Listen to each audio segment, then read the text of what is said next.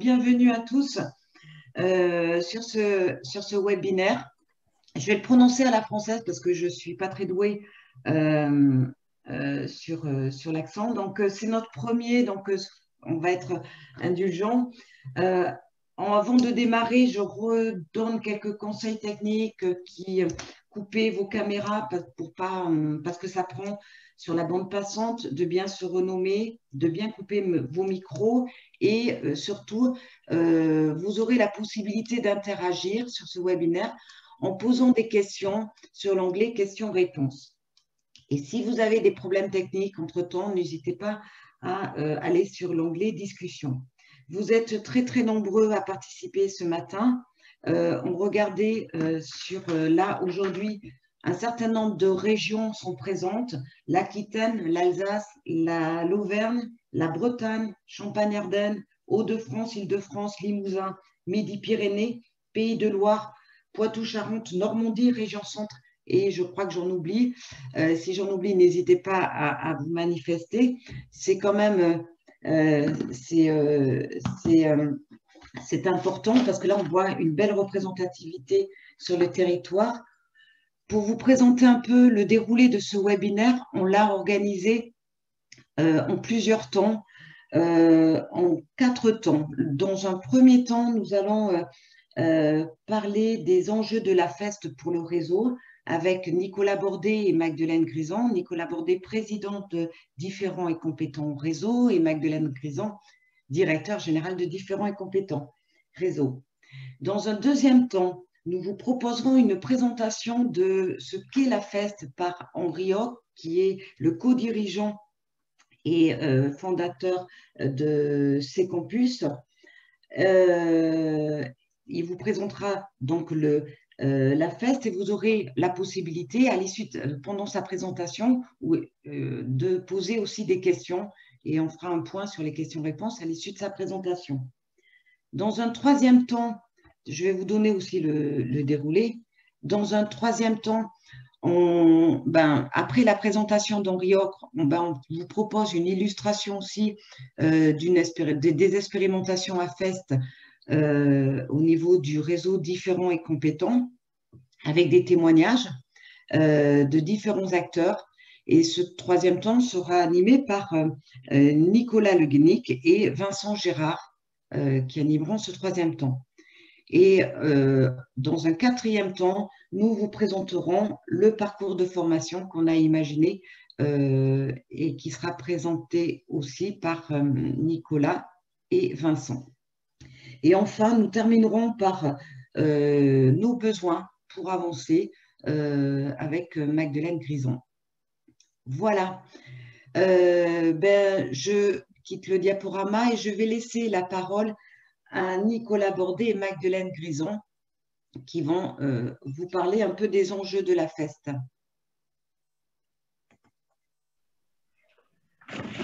Bonjour à tous et bienvenue sur ce webinaire. On est heureux de vous accueillir aussi nombreux. Moi, je vais être assez rapide dans l'introduction. Déjà, remercie aussi Henri Ocre qui va nous expliquer ce que c'est la FEST. Henri Ocre de C-Campus, et nous avons signé aussi une convention avec C-Campus pour pouvoir déployer justement la FEST au sein du réseau. Donc la FEST, ça vous sera précisé ensuite, mais ça vient de la réforme du 5 septembre 2018 qui légitime justement la formation en situation de travail, et puis pour différents et compétents qui s'est construit sur la reconnaissance des compétences. Cette nouvelle modalité, je pense tant pour les professionnels que pour les travailleurs, ce sera un véritable plus, une chance, une opportunité. Et je suis à peu près certain que ce webinaire sera riche et vous donnera envie d'aller plus loin. Ce que je voulais rajouter, c'est qu'en préparant un peu ce petit mot d'introduction, j'avais vu sur un document européen que la FEST, ça pouvait être un peu résumé comme tel, le travail comme matériel de formation et le droit à l'erreur comme norme. Et je trouve que c'était une introduction, ou en tout cas, peut-être pas un mot d'ordre, mais en tout cas une réflexion qui pouvait être intéressante et qui pouvait aussi bien coller avec ce qu'est différent et compétent et surtout la reconnaissance des compétences. Donc voilà, je ne vais pas monopoliser plus la parole, seulement vous remercier et puis vous souhaiter un bon webinaire et puis laisser ensuite la parole à Magdeleine Grison, la directrice du réseau. Donc merci et puis bonne écoute. Merci beaucoup Nicolas, je reconnais bien l'homme d'Europe que tu représentes dans le réseau avec ce souci toujours de se relier en fait à d'autres réseaux et au réseau européen. Et en effet, alors c'est pour moi un grand plaisir aujourd'hui puisque c'est l'aboutissement et en même temps le démarrage d'une autre phase. L'aboutissement d'un projet qui a été de comment en fait rendre accessible la FEST aux réseaux différents et compétents, avec cette idée que dans différents et compétents, il y a la démarche de RAE, puis il y avait des questions sur l'après-RAE, et puis il y a des questions aussi en amont de la RAE, et en fait, et comment aussi transformer cette formation que l'on qualifie quelquefois sur le tas, qui est beaucoup plus que de la formation sur le tas, c'est vraiment apprendre par l'expérience, c'est comment en fait on l'organise, on lui donne en fait toutes ces lettres de noblesse et on l'amène en fait à devenir une véritable formation qui peut être reconnue comme une modalité à part entière parmi les panels des modalités pour pouvoir se former et accéder à un diplôme.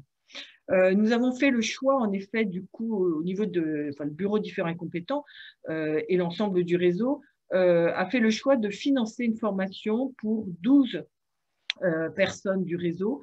Donc, on avait ouvert à l'ensemble des acteurs pour en fait se qualifier sur la FEST.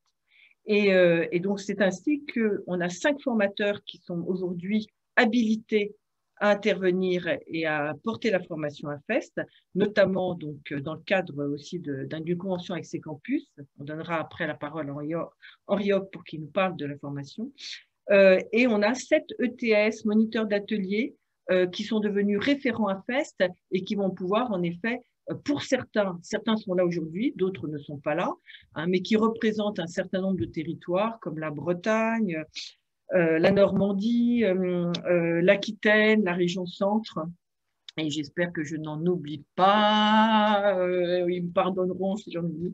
Voilà, qui pourront, donc qui en fait aujourd'hui peuvent en effet exercer et sont donc du coup praticiens de la FEST dans leur établissement. Ça nous semble être d'autant plus important dans le réseau qu'on porte aussi tout un mouvement autour de l'organisation apprenante et de la recherche-action sur l'organisation apprenante avec la création d'un guide sur l'organisation apprenante. Et la FEST vient comme dans un puzzle ou même en synergie complètement en fait s'imbriquer dans le dispositif. Voilà en ce qui me concerne. Est-ce qu'il y aurait des questions, Isabelle, ou est-ce que j'ai à peu près fait mon introduction? On ne t'entend pas, Isabelle. Oui, dans ce temps d'échange ce matin, nous nous sommes répartis les rôles.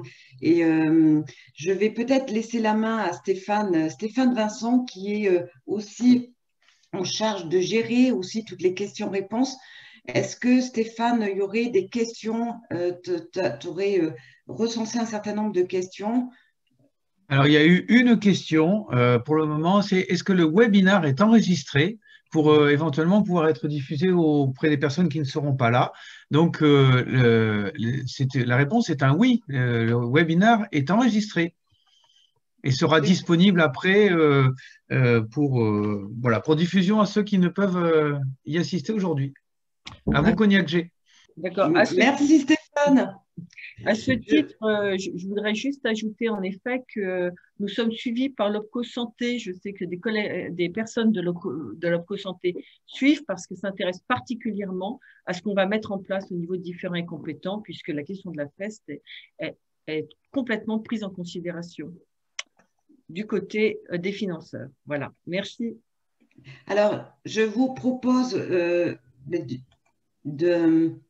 nous avons vu les enjeux de la FEST pour le réseau et de laisser la parole à Henri Hoc, qui est cofondateur et dirigeant de ces campus, qui va nous faire une présentation de ce qu'est la FEST.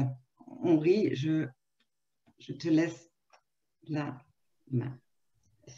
Merci Isabelle. Bonjour à toutes et tous. Alors tout d'abord, je tiens à remercier le réseau Différents et Compétents et en particulier Magdeleine et Nicolas de m'accueillir parmi vous ce matin. Donc je vais avoir l'honneur, le plaisir et j'espère l'avantage de vous présenter rapidement ce que c'est que la FEST. Vous éclairer donc sur cette modalité pédagogique qui a été introduite récemment, 2018, et qui a de belles perspectives de développement au sein des collectifs de travail. Donc, on verra ça tout à l'heure, en particulier au travers des témoignages. Donc, moi, je vais vous évoquer l'aspect réglementaire de la FEST rapidement, puis ensuite, je vais vous présenter les caractéristiques, en quoi ça consiste, et puis à quoi ça peut répondre comme besoin de développement de compétences au sein des collectifs de travail que vous représentez. Alors, je vais partager mon écran. Ce que je vous propose aussi, c'est de poser vos questions par le Q&R. Stéphane va les stocker et y répondre à certaines. Et puis, on gardera un petit temps à la fin de ma présentation pour que je puisse donc regrouper peut-être certaines réponses par rapport à des questions posées. Alors, je vais partager mon support pour vous présenter donc cet objet pédagogique particulier qu'on appelle la FEST. Voilà. Alors, j'espère que tout le monde voit mon écran. Si vous pouvez me faire un petit pouce vers le haut pour me confirmer que c'est bon.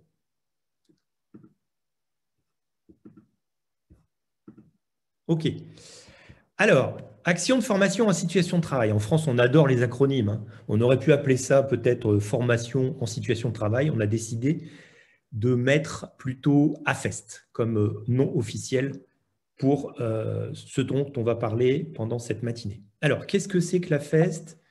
Pour aller directement sur l'aspect réglementaire, donc le Code du travail, qui a été donc revu en 2018 grâce à la réforme de la formation, dit deux choses que je vais essayer de décrypter de la manière la plus limpide possible. Déjà, le Code du travail reconnaît, et je rebondis sur ce que disait tout à l'heure Nicolas, reconnaît que le travail est formateur, ce qui n'était pas le cas avant 2018. Donc, depuis 2018, la valeur formative du travail est reconnue par la loi grâce à la réforme de la formation. Et donc, qu'est-ce que dit de manière très précise le Code du travail? Il dit que désormais, une action de formation se définit comme un parcours pédagogique. Donc, on commence à sous-entendre que dans ce parcours, il peut y avoir plusieurs modalités qui permet d'atteindre un objectif professionnel. Et précision un peu plus loin, dans l'article, l'action de formation peut être réalisée en situation de travail. Donc, c'est la reconnaissance officielle de cette notion qui est quand même très intéressante, qu'on peut se former de différentes manières, donc parcours pédagogique, on peut se former dans une salle de formation, on peut se former à distance, et puis on peut se former en situation de travail. Donc ça, c'est quand même quelque chose de très intéressant, ce qu'on appelle la multimodalité pédagogique. Deuxième chose que reconnaît et que souligne d'ailleurs ce texte, c'est que toute formation en milieu professionnel doit viser un objectif professionnel. Et vous allez voir que la FEST, c'est particulièrement ça. On se forme au travail et on se forme pour le travail. Donc, toute action de formation, et en particulier à FEST, permet d'atteindre un objectif professionnel. Donc ça, c'est le texte. On va regarder maintenant les deux ingrédients fondamentaux de la FEST qui sont sur la partie droite de l'écran et qui singularisent la FEST par rapport à tout ce qui existait avant. Comme disait Nicolas tout à l'heure, en fait, on va se servir du travail comme matériau pédagogique. Donc pour ça, premier ingrédient de la recette AFEST, le formateur, le référent, l'accompagnateur va aménager le travail et préparer le travail à des fins pédagogiques. Donc on va se servir des situations de travail concrètes de l'apprenant, du travailleur, pour lui faire apprendre les compétences visées.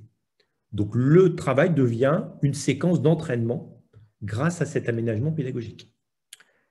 Donc ça, c'est la première caractéristique, la première base de cette recette AFEST. Mais ça ne suffit pas, parce que pour qu'il y ait AFEST, il faut aussi qu'on ait ce qu'on appelle une séquence réflexive.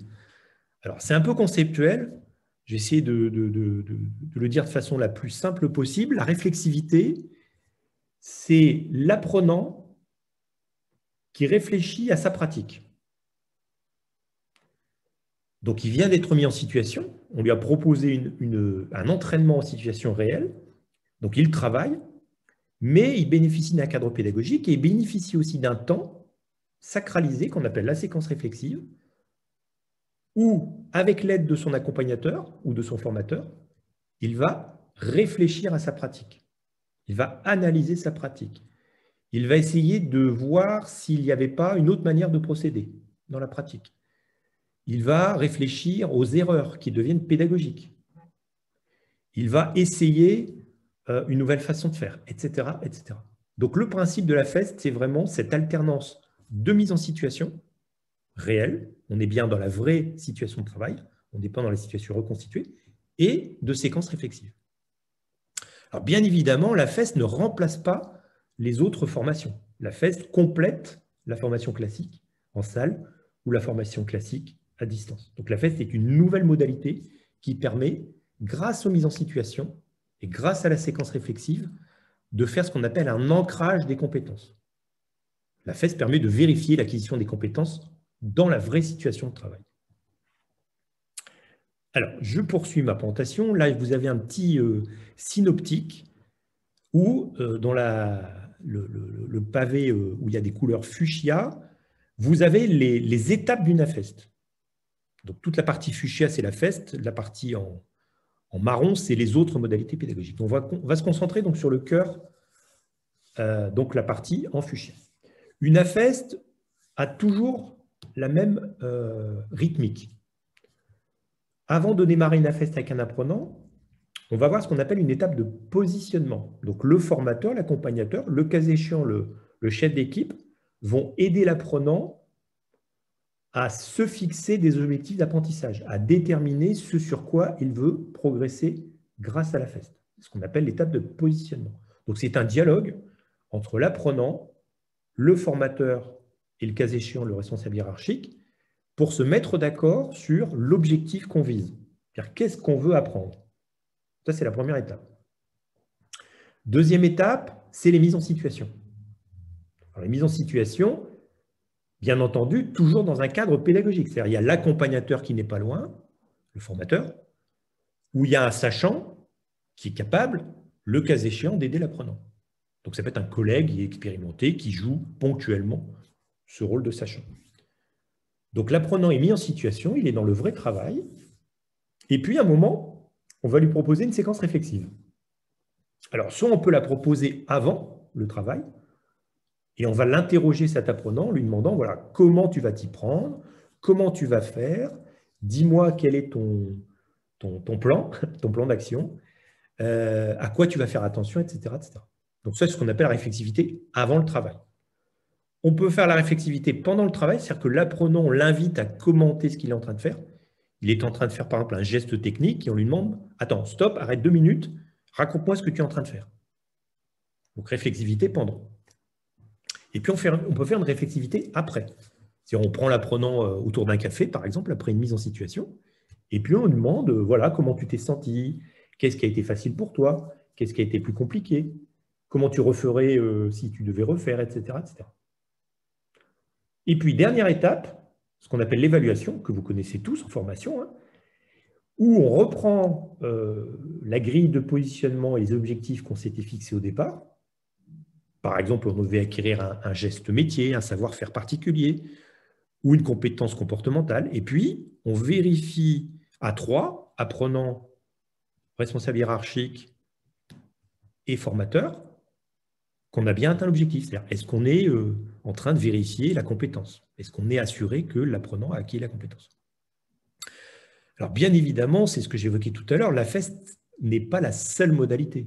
C'est-à-dire qu'on pourra compléter cette formation en situation de travail par des formations classiques en salle et par des formations à distance. Simplement, je redis ce que je vous disais tout à l'heure dans mon propos préalable, c'est que la FEST permet de s'assurer de l'ancrage des compétences dans le milieu professionnel.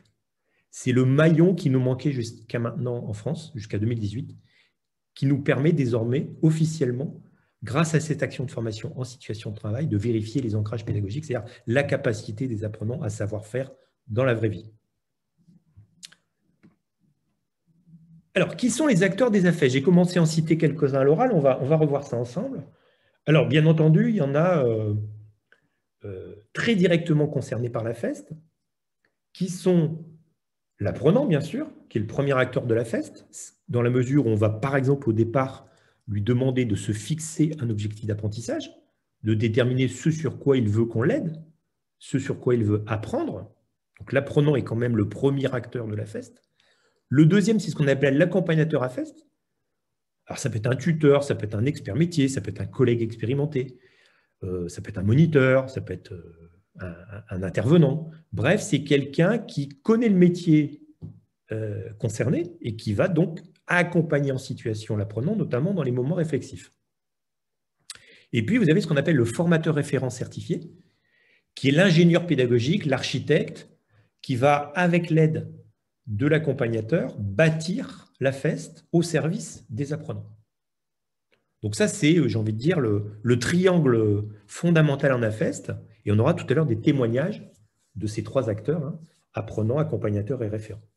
Bien entendu, un acteur indirect de la FEST, c'est la direction de l'entité, qui autorise la FEST et qui sponsorise la FEST. Il n'y a pas de possibilité de mettre en place des AFEST s'il n'y a pas un soutien de la direction et s'il n'y a pas un aménagement notamment du travail pour permettre les AFEST. Donc la direction, bien évidemment, est très concernée par la FEST. Elle est sponsor commanditaire de la FEST. Donc voilà pour les acteurs principaux de notre pièce de théâtre AFEST. Maintenant, on va voir à quoi ça sert. C'est très important de se poser cette question parce que la FEST, comme je le disais, ce n'est pas magique. Hein. Ça ne permet pas de résoudre toutes les problématiques de compétences. C'est adapté à certains enjeux que je suis en train de vous montrer sur cet écran.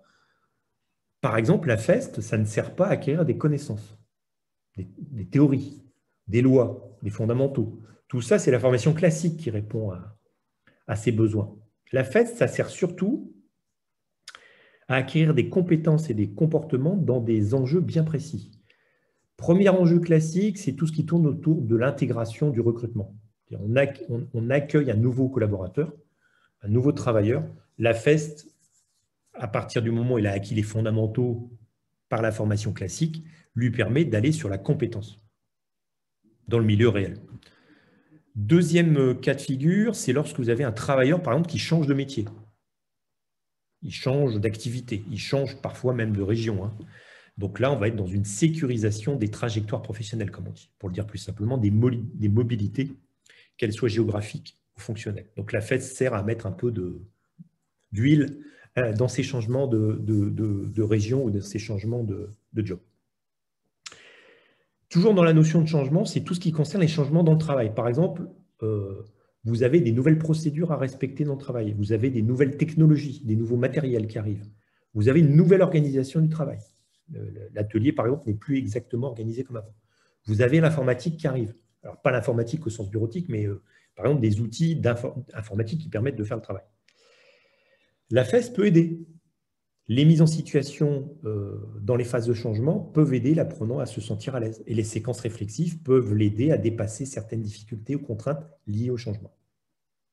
Alors, bien entendu, la FEST permet également de traiter des problématiques extrêmement opérationnelles, comme par exemple tout ce qui tourne autour de l'efficacité, de la maîtrise des gestes, de la sécurité au travail, de la qualité, qu'elle soit par exemple qualité au sens qualité de la prestation, mais aussi qualité tout court, c'est-à-dire par exemple qualité au sens, je ne sais pas moi, si vous travaillez dans un job de cuisinier, la qualité du repas, voilà, qualité au sens littéral. Alors la FEST, ça sert aussi, et ça va être très intéressant dans vos réseaux, à valoriser ce qui se faisait déjà sur le terrain comme formation, qu'on appelle la formation sur le tas, mais qui était pratiquée de manière informelle, fortuite, et pas toujours valorisée. Donc la FEST va permettre de reconnaître tout ce qui existait dans vos ateliers, dans vos ESAT, etc., et qui permettait quand même d'apprendre sur le tas. Sauf qu'on va le faire beaucoup mieux. Ça ne va pas prendre plus de temps. On va, comme avant, faire de la formation terrain, mais comme elle va être beaucoup plus organisée, structurée, outillée, elle va être beaucoup plus efficace. Donc, on va à temps constant, sans mettre plus de temps, on va mieux former les gens sur le terrain grâce aux outils de la FEST. Puis bien évidemment, dernier point, et on aura tout à l'heure également des témoignages à cet égard, la FEST, ça permet de professionnaliser les formateurs internes. Que ce soit les formateurs référents à FEST ou ce qu'on appelle les accompagnateurs à FEST dont j'ai parlé tout à l'heure. Donc voilà les enjeux principaux, alors à la fois génériques mais aussi propres à vos secteurs qui vont permettre de trouver du sens à la FEST parce que bien évidemment on ne fait pas d'AFEST s'il n'y a pas de sens. On ne fait pas d'AFEST s'il n'y a pas un enjeu derrière. Donc les enjeux principaux sont ceux que je viens d'évoquer. Tout à l'heure on aura des témoignages concrets grâce aux intervenants qui me suivent. Voilà, j'en ai terminé sur cette présentation. Je vais me retourner vers Stéphane pour voir s'il y a des questions. Oui, alors il y a des questions auxquelles j'ai répondu en direct, mais il y a quelques questions. Alors, il y a une première question sur est-ce que les supports que tu as présentés, Henri, et ceux qui seront présentés après, seront diffusés par mail après le webinar? Donc, oui, tout à fait. Alors, aussi bien le webinaire est enregistré et en plus, effectivement, tous les supports pourront être diffusés au réseau et aux participants. Tout à fait. Il y a une autre question qui concernait, est-ce que c'est finalement quelque chose d'individuel ou collectif? Est-ce que la FEST se destine à un apprenant ou à un groupe d'apprenants? Est-ce qu'on peut faire des AFEST collectives? Alors, très, très intéressant. On verra tout à l'heure dans les témoignages ce que vous en pensez, ceux qui ont déjà fait la FEST, mais globalement, les deux m'ont général, j'ai envie de dire. C'est-à-dire que c'est à la fois une approche très personnalisée, parce qu'à un moment, vous l'avez vu, hein, on fait ce qu'on appelle le positionnement de l'apprenant. Donc, on lui propose de réfléchir à trois avec le formateur et le responsable hiérarchique à ses objectifs. Donc, c'est très individualisé, très personnalisé. Mais en même temps, on peut tout à fait, par exemple, faire des séquences réflexives collectives. C'est-à-dire, on réunit un groupe d'apprenants et on va faire ensemble la séquence réflexive. Donc, les deux approches individuelles et collectives se complètent. Il y a aussi une question de posture. La question, c'est que le hiérarchique participe à l'évaluation et du coup, est-ce que cette posture l'empêche d'être accompagnateur à FEST? Alors, effectivement, il y a une question sous-jacente qui est est-ce que le manager peut être accompagnateur au sens d'avoir une posture à FEST? Posture à FEST, en gros, c'est une posture de bienveillance et une posture d'écoute active de l'accompagnateur, qui est là, en fait, pour faire trouver à l'apprenant, grâce à la séquence réflexive, ses solutions. Je ne vous cache pas que les expériences qu'on a menées jusqu'à maintenant montrent qu'il y a quand même un biais qui est le suivant. Est-ce que moi, apprenant, je vais oser poser certaines hypothèses ou dire certaines choses à mon responsable hiérarchique qui est aussi mon accompagnateur? Donc, ce n'est pas le cas idéal. Alors, un manager hiérarchique peut être très bien accompagnateur, mais pas de quelqu'un qui lui rapporte, pas d'un de ses collaborateurs. Il peut être, par exemple, accompagnateur d'une autre équipe qui n'est pas la sienne. Tout comme le manager de l'autre équipe peut venir chez moi, manager, jouer le rôle d'accompagnateur. Mais il n'est pas conseillé, à cause du biais hiérarchique, que le manager soit l'accompagnateur direct de ses propres collaborateurs. Ça peut créer des limites, notamment dans la réflexivité de l'apprenant. Voilà, donc ce n'est pas le schéma idéal. Le schéma idéal, c'est que l'apprenant puisse se livrer de manière tout à fait transparente lors de la séquence réflexive. Donc, pas forcément accompagnateur à FEST. Néanmoins, si je me souviens bien, le hiérarchique, il a une implication certaine dans la FEST. Oui, c'est-à-dire que le hiérarchique est indispensable dans la FEST. Ce n'est pas que l'affaire du référent ou du formateur, accompagnateur, c'est aussi l'affaire du hiérarchique parce que, premièrement, le hiérarchique va aider à repérer les situations à FEST, c'est-à-dire les situations de travail qui méritent une AFEST. C'est lui qui va dire, dans mon collectif de travail, on rencontre par exemple des problématiques de compétences sur ça, sur ça, sur ça. Donc déjà, on l'interviewe au départ dans une phase qu'on verra tout à l'heure qu'on appelle l'analyse du travail pour déterminer les moments où il y a une valeur ajoutée à faire la FEST. Deuxièmement, bien évidemment, le manager détermine qui sont les bénéficiaires prioritaires de la FEST. C'est-à-dire parmi ces travailleurs, qui sont ceux qui vont en priorité avoir besoin de la FEST. Troisièmement, je l'ai dit tout à l'heure, le manager autorise la FEST. C'est lui qui va donner du temps à l'apprenant et à l'accompagnateur de faire la FEST. Donc, notamment, c'est lui qui va aménager le travail au niveau du planning pour qu'il y ait, par exemple, un quart d'heure réflexif juste après la mise en situation. Donc, vous voyez que le manager est indispensable déjà pour que la FEST existe. Mais le manager, il est aussi indispensable au niveau de la compétence, parce que qui est-ce qui va, au départ, aider l'apprenant à se fixer un objectif d'apprentissage et qui est-ce qui, à la fin, va évaluer la compétence? C'est le manager. Donc, le manager est indispensable à deux égards. C'est lui qui autorise la FEST, c'est lui qui la permet, et c'est lui qui, quelque part, aide son collaborateur et le formateur à trouver les bons objectifs d'apprentissage. Et on le verra également tout à l'heure, je pense, dans les témoignages. Quelquefois, les objectifs d'apprentissage sont extrêmement précis. Ça va porter, par exemple, sur un geste qu'on va travailler en FEST, une posture, un processus de travail, un outil à utiliser. Vous voyez, donc c'est ça, le manager, il est vraiment indispensable à cet égard pour aider finalement l'apprenant à avoir le bon objectif d'apprentissage et à la fin, bien entendu, pour valider cette compétence acquise. Donc, il peut pas être accompagnateur, mais il est dans le processus très impliqué. Une question aussi sur les droits et les devoirs de la FEST.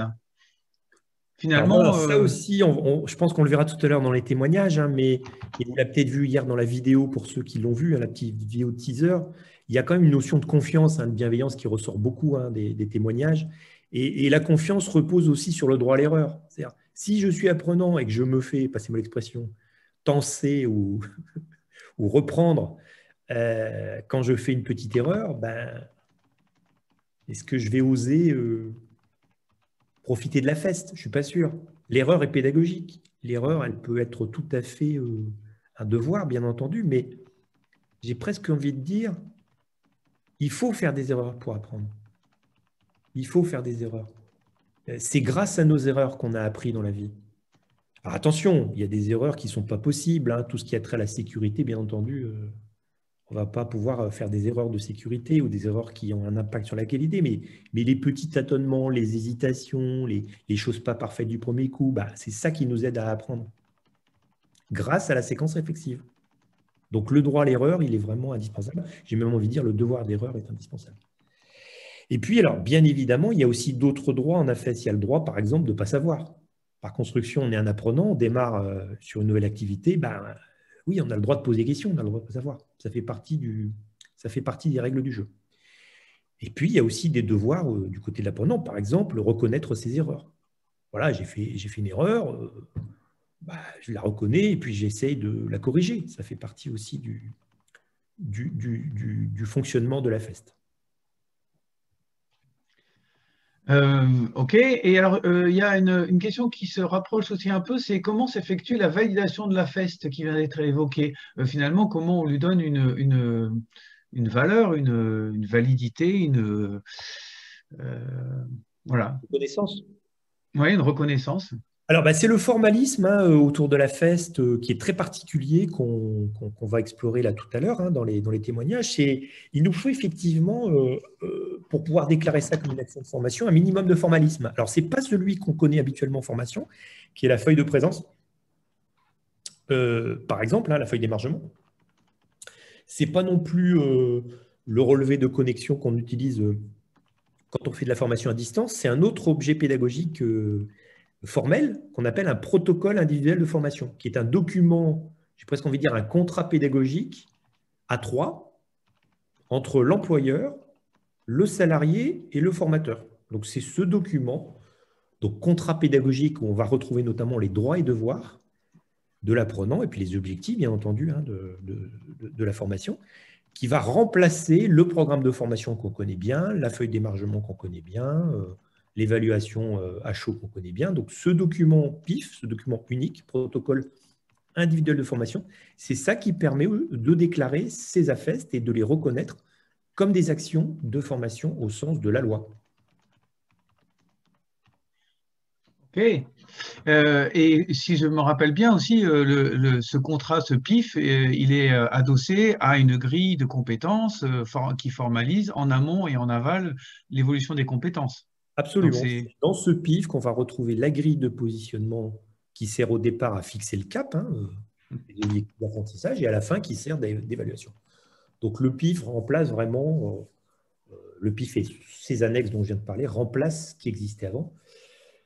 Et en plus, je trouve qu'il a une valeur très forte parce que retenez, hein, pour moi, c'est un contrat pédagogique tripartite entre l'employeur, le formateur et le salarié. Donc là, on est véritablement sur une co-construction grâce à ce contrat de la FEST. Donc c'est aussi symbolique que formel, cette histoire.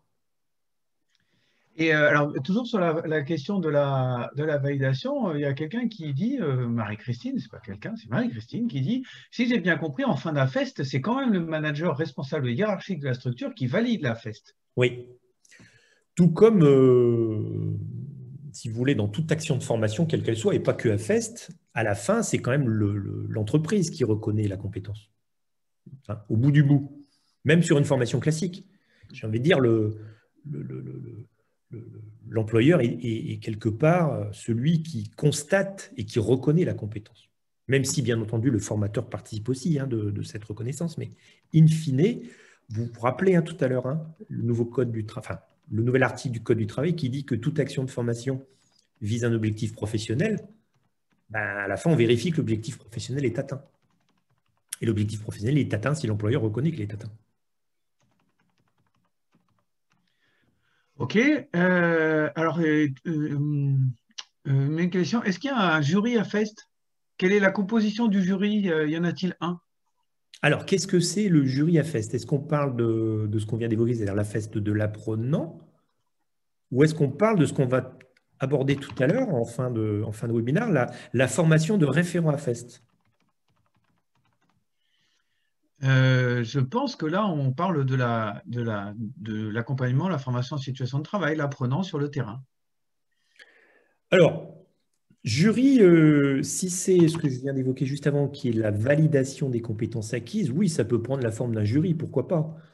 Ce qui m'interpelle un petit peu dans la question, c'est le côté un peu formel du jury. Donc, je veux bien qu'on me précise la question pour la personne qui l'a posée. Eh bien, Marie-Christine Brosset, il faut que tu complètes. Ah, elle a écrit en bas, dans le cadre des SIAE, cela serait pour valoriser les compétences acquises pour que le salarié en insertion puisse aller les vendre en entreprise. Très bonne question, effectivement. Merci Marie-Christine. Donc, alors, effectivement, la FEST peut être une bonne manière de s'engager, pourquoi pas, dans un processus de validation des acquis de l'expérience. Je m'explique. La traçabilité de la FEST, le formalisme dont je parlais, c'est-à-dire le fameux protocole individuel de formation, le positionnement, l'évaluation, la séquence réflexive, ce sont comment dirais-je, des bases, peut-être, ça dépend du volontariat, bien entendu, des salariés, mais pourquoi pas pour obtenir une reconnaissance par la VAE, à minima, par exemple, d'un bloc de compétences. Donc, la FEST est une modalité, effectivement, qui peut avoir un intérêt intéressant, enfin, un intérêt très, très particulièrement adapté pour permettre à des salariés de faire reconnaître leur expérience. Donc, FEST et VAE, effectivement, c'est une bonne combinaison, comme on dit. Voilà, je ne sais pas si ça répond bien à la question de Marie-Christine. Peut-être que Marie-Christine pourra réagir. J'ai une question aussi qui doit s'apparenter au domaine de Marie-Christine. C'est comment peut-on mettre en place la FEST dans une organisation où il n'y a pas de référent, de moniteur? La fabrique de l'emploi a cette particularité. Alors, en général, on aura un référent externe à FEST. Alors, ça peut être toi, Stéphane, demain, par exemple. Ça peut être d'autres parmi les référents certifiés qui vient effectivement jouer ce rôle. C'est-à-dire que la loi, le décret, pour être plus exact, le décret qui détermine les conditions de la FEST dit simplement qu'il faut qu'il y ait un formateur. Peu importe que ce soit un formateur référent interne ou un formateur référent externe à la structure, du moment qu'il y a quelqu'un qui joue ce rôle. Voilà, le statut n'est pas important. Il faut qu'il y ait effectivement ce référent formateur qui… Donc, dans le cadre de la fabrique de l'emploi, même s'ils n'ont pas des encadrants permanents qui accompagnent les gens qui bénéficient qui viennent à la fabrique de l'emploi, il faudra quand même qu'il y ait quelqu'un extérieur à la structure ou de la structure qui soit garant du processus, en fait. C'est ça, c'est ce qu'on va voir tout à l'heure dans la proposition de formation certifiante de référent à FEST. C'est ça la garantie, c'est que vous ayez quelqu'un qui sache être cet architecte, qu'il soit dans la structure ou en dehors de la structure, et qu'il soit quelqu'un qui va fabriquer des affestes efficaces, qualitatives, simples, mais qui répond aussi au cadre réglementaire, c'est-à-dire qu'il soit bien dans l'esprit, la lettre de ce que c'est qu'une affeste. Donc cette garantie, elle est apportée par cette formation de référent affeste. Il y avait en fait beaucoup de questions sur la différence entre le référent affest et l'accompagnateur affest. Ah, alors ouais, clarification importante. L'accompagnateur, c'est quelqu'un généralement du métier. Généralement. C'est quelqu'un qui l'a pratiqué ou qui le pratique toujours et qui, en tout cas, qui connaît bien le métier. Donc, par exemple, si vous êtes sur une affeste de cuisinier, ben, c'est quelqu'un qui connaît la cuisine. Si vous êtes sur une affeste, je sais pas quoi, de service en salle, c'est quelqu'un qui connaît le service en salle. Si vous êtes sur une affeste de jardinier, ben, c'est quelqu'un qui sait ce que c'est que le jardinage. Donc, c'est un sachant. C'est quelqu'un du métier. Alors, ça peut être un ancien du métier, hein. C'est-à-dire qu'il a été à un moment dans le métier, il ne l'est plus, maintenant il est encadrant. Mais en tout cas, il sait ce que c'est que ce métier, il sait en parler, il sait le définir. Le référent, c'est plutôt quelqu'un qui est un ingénieur de formation, un formateur de métier, j'ai envie de dire. Donc, il n'est pas nécessairement sachant du métier de l'apprenant, il n'est pas cuisinier lui-même, par exemple. Mais il a une grande valeur ajoutée, c'est ce fameux garant de l'architecture, de la pédagogie, de la conformité de la feste. Donc, souvent, le référent travaille en binôme avec l'accompagnateur ou les accompagnateurs pour co-construire les affestes. Parfois, je ne vous cache pas que dans les petites structures, on a le référent qui est aussi l'accompagnateur. Il est à la fois l'expert du métier et il devient, grâce à la formation référent, l'expert de la feste. Vous voyez ? Parfois, il y a une confusion des gens. Mais sinon, on est plutôt dans cette dichotomie que je viens d'évoquer. Il y avait encore beaucoup de questions, mais il va falloir qu'on passe la place au témoignage. Mais je garde certaines questions. Il y en a auxquelles je vais répondre en direct et je garde une ou deux questions justement sur la valeur finalement de cet affest en dehors du contexte de travail, en dehors de l'entreprise. Et il y a des questions autour, est-ce que ça s'articule avec les blocs? Et ça, je pense qu'on pourra y répondre tout à l'heure. Comment on articule une affest avec… Oui, tout à fait. On y répondra tout à l'heure en détail, mais pour anticiper la réponse, oui, le travail à faire, c'est ça. C'est de faire en sorte que demain, ça corresponde à des blocs, bien évidemment. Voilà. Merci Henri. Merci pour la clarté de cet exposé et puis pour la richesse des échanges qui donnent beaucoup plus de visibilité à ce que peut être une affest. Je vous propose de passer aux témoignages justement qui vont permettre aussi de donner une illustration aux propos avec des illustrations de terrain présentées par Nicolas Le Guénic, coordonnateur Région Centre et Vincent Gérard. Et on va commencer surtout par les apports de la feste avec des témoignages des différents acteurs, notamment Amérique Lawrence et Martine Masson, qui sont agents de conditionnement à l'ESAT Lignerolles, et témoignage aussi de d'Anne, qui a été encadrante et formée à la feste, de Fabrice Portier, chef d'atelier, et du directeur de pôle de l'ADAPI 45, Éric Leblanc, qui vont pouvoir nous faire un retour sur leur expérience autour de la feste. Je laisse la parole à Nicolas. Voilà. Bonjour, est-ce que vous nous entendez? Oui. Oui, ça marche? Très bien. Bon, c'est une bonne chose. Est-ce que vous entendez Anne aussi? On entend parfaitement Anne, oui, très bien. Bon, on vous laisse la parole. Merci beaucoup Isabelle. Oui, on est en direct du Loiret, donc à côté d'Orléans, à Fleury-les-Aubrais, à l'ESAT de Lignerolles. Je suis avec Émeric et Martine. Voilà. Et alors, on va essayer de ne pas trop bouger les choses pour pas que ça fasse…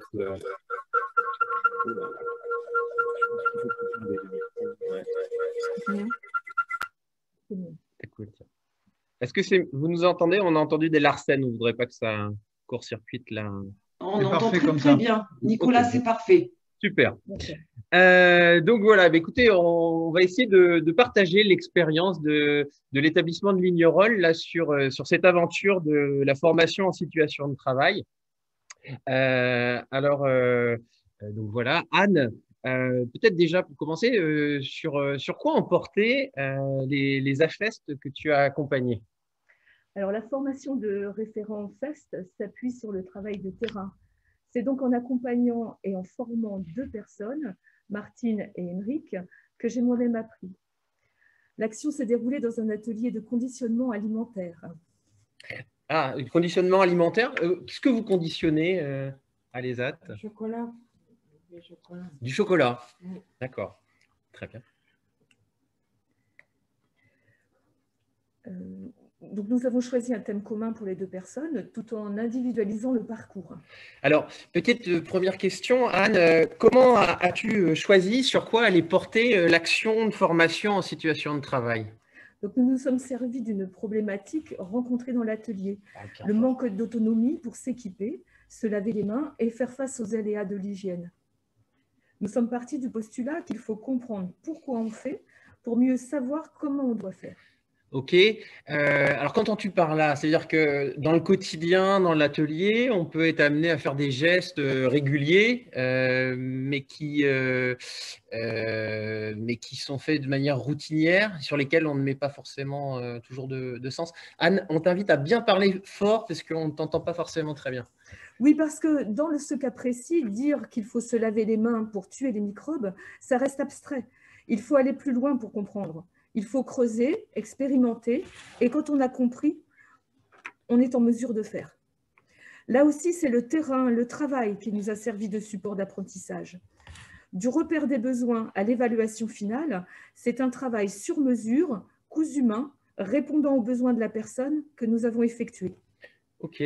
Alors, cousu main, l'expression est intéressante, mais qu'est-ce que tu entends par là? Lorsque l'on construit une AFEST, après avoir repéré les besoins, on élabore un scénario de formation adapté à la situation. Connaissant bien les apprenants, je savais ce qui allait fonctionner avec eux. Ainsi, nous avons concocté des temps d'expérience, d'apports théoriques, de jeux pédagogiques. Nous avons fait appel à une intervenante extérieure pour des démonstrations des bons gestes. Ok. Émeric, Martine, pendant votre parcours de formation, vous avez eu affaire à une intervenante? Il y a quelqu'un qui est venu? Oui, il y a quelqu'un qui est venu. Oui. Qui ça? Lydie, éducatrice. Lydie, l'éducatrice, ouais.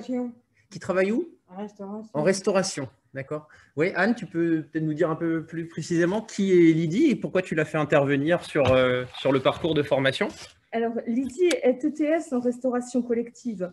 L'hygiène est un sujet qu'elle maîtrise parfaitement. L'intervention d'un professionnel extérieur à l'institution légitime et renforce l'apprentissage. Ok. Tu as parlé aussi d'intervenante extérieure, tu as parlé d'expérience. Quel type d'expérience vous avez mené pendant cette formation en situation de travail? Oui, Martine et Émeric, c'est quoi le problème avec les microbes? Oui, mais il y a un problème quand même avec les microbes qui fait… C'est qu'on ne les voit pas et qu'ils sont microscopiques. Voilà. Donc, du coup, on a fait une expérience. Et Martine, vous pourriez en parler de cette expérience? Qu'est-ce qu'on fait pour voir les microbes? On a peinture les doigts, là. On a lavé les mains, on a mis les mains vite fait. Et qu'est-ce qui se passait quand on lavait les mains vite fait? Il y avait encore dans les mains, il y avait encore dans les mains. Voilà. Les microbes dans les mains. Et ensuite, qu'est-ce qu'on a fait? On a relavé les mains pendant 30 secondes. Entre les doigts. Ouais. Après, comme ça, là. Je vais pas le dire. Là. Et oui, vous avez bien lavé vos mains, donc. Et ensuite. 30 secondes. Et du coup, après, qu'est-ce qu'on fait? Après, il n'y a plus de microbes. Il n'y en a plus. C'est parti. Voilà. Ok, effectivement. Alors, donc, si je comprends bien, vous avez procédé avec ces expériences-là, justement pour bien comprendre l'importance de se laver les mains pendant un certain temps pour pouvoir bien évacuer les éventuels microbes qu'on peut avoir sur les mains. OK. Vous avez parlé aussi, Anne, tu as parlé de jeux pédagogiques. Alors, qu'est-ce que vous avez mis en place comme jeu pédagogique? Alors, dans les jeux pédagogiques, il y en a eu plusieurs, hein, mais il y a eu celui qui consistait, Émeric. C'est pour savoir les étapes quand on se lave les mains. OK. D'accord. Donc, effectivement, c'est un jeu qui consistait à quoi, en fait? Bah, qui consiste à classer par légende, par écriture aussi, on peut dire, Ouais. pour qu'on sache on commence par quoi quand on se lave les mains. OK. L'idée, c'est de mettre ça, effectivement, dans un ordre chronologique, Oui, étape un par autre étape. Ouais. chronologique Ouais. et après on l'a fait comme memory. D'accord, vous avez adapté même le jeu d'une autre manière. Et qui a eu cette idée de le faire en memory? Bah moi. Oui, parce que moi, c'est vrai que je n'y avais pas pensé. OK. Alors, c'est intéressant ce retour d'expérience là sur la manière dont vous avez procédé, parce qu'on sent vraiment que ces parcours, la manière dont tu les as imaginés, Anne, ils vous ont vraiment permis d'innover et de vous faire plaisir aussi sur des modalités d'apprentissage différentes. L'élaboration du parcours de formation laisse libre cours à la créativité. C'est ce qui rend ce travail de formation intéressant. Il y a eu aussi un quiz et un clip vidéo où, avec tout le groupe, nous avons joué et chanté les bons gestes. Ah oui, d'accord. Alors, la question que j'aurais envie de poser là aujourd'hui, c'est maintenant que cette formation a été suivie par Émeric et Martine, quelles ont été les suites? Quelles suites vous avez données? Alors, pour individualiser ce parcours qui jusque-là était commun aux deux apprenants, j'ai sollicité Émeric pour la réalisation de la fiche technique qui en a découlé, alors que Martine s'est vue confier le rôle de conseillère auprès de ses collègues pour ses gestes liés à l'hygiène. Alors, OK, si on s'arrête un petit peu là pour revenir sur ce que tu viens de dire, Anne, Émeric, vous avez été amené à retravailler des fiches techniques dans l'atelier? Oui, la fiche pour le lavage des mains, ouais. Je l'ai retapé par l'informatique. OK. Et donc, ça vous a permis de réajuster Oui, de réajuster, surtout de rajouter ce qu'on ne faisait pas avant, de se laver les ongles en mettant les pouces sur les côtés. OK. Donc, il y a eu des gestes supplémentaires qui sont intervenus. Il y avait juste ça à rajouter, ouais. Qui n'était pas sur la fiche. OK. Mais du coup, ce travail, vous êtes servi, vous l'avez fait comment? Je me suis servi de l'ordinateur, j'ai écrit les phrases et… Ouais. OK. Donc, il y a eu un travail de reformulation de la procédure. Reformulation, oui. Et on voit bien, du coup, effectivement, en se baladant dans l'atelier aujourd'hui, que cette procédure, elle a été réaffichée et du coup, elle est aussi aux yeux de l'ensemble des collègues. L'ensemble des collègues sont amenés à la voir. Maintenant, c'est une frise en longueur. OK. Merci, Émeric. Alors, Martine… De rien, c'est normal. Merci. Martine, vous, alors, Anne disait que votre rôle dans l'atelier, il a aussi évolué depuis cette formation. Oui. Qu'est-ce que vous êtes amené à faire aujourd'hui? Les stagiaires, on a mettre la blouse, typiquement, mettre la chalotte, puis apprendre à laver les mains aussi aux stagiaires. D'accord. Aujourd'hui, vous avez un peu cette mission, cette responsabilité-là que d'accueillir les nouveaux arrivants dans l'atelier pour leur expliquer ces protocoles sur lesquels vous avez travaillé. Puis enlever les bijoux aussi. Enlever les bijoux aussi. D'accord, effectivement. Alors après, là, on rentre vraiment dans le détail de ce que vous avez aussi appris dans cette formation. Mais c'est intéressant aujourd'hui de pouvoir le transmettre et d'avoir cette responsabilité-là au niveau de l'atelier. OK. Merci, Martine.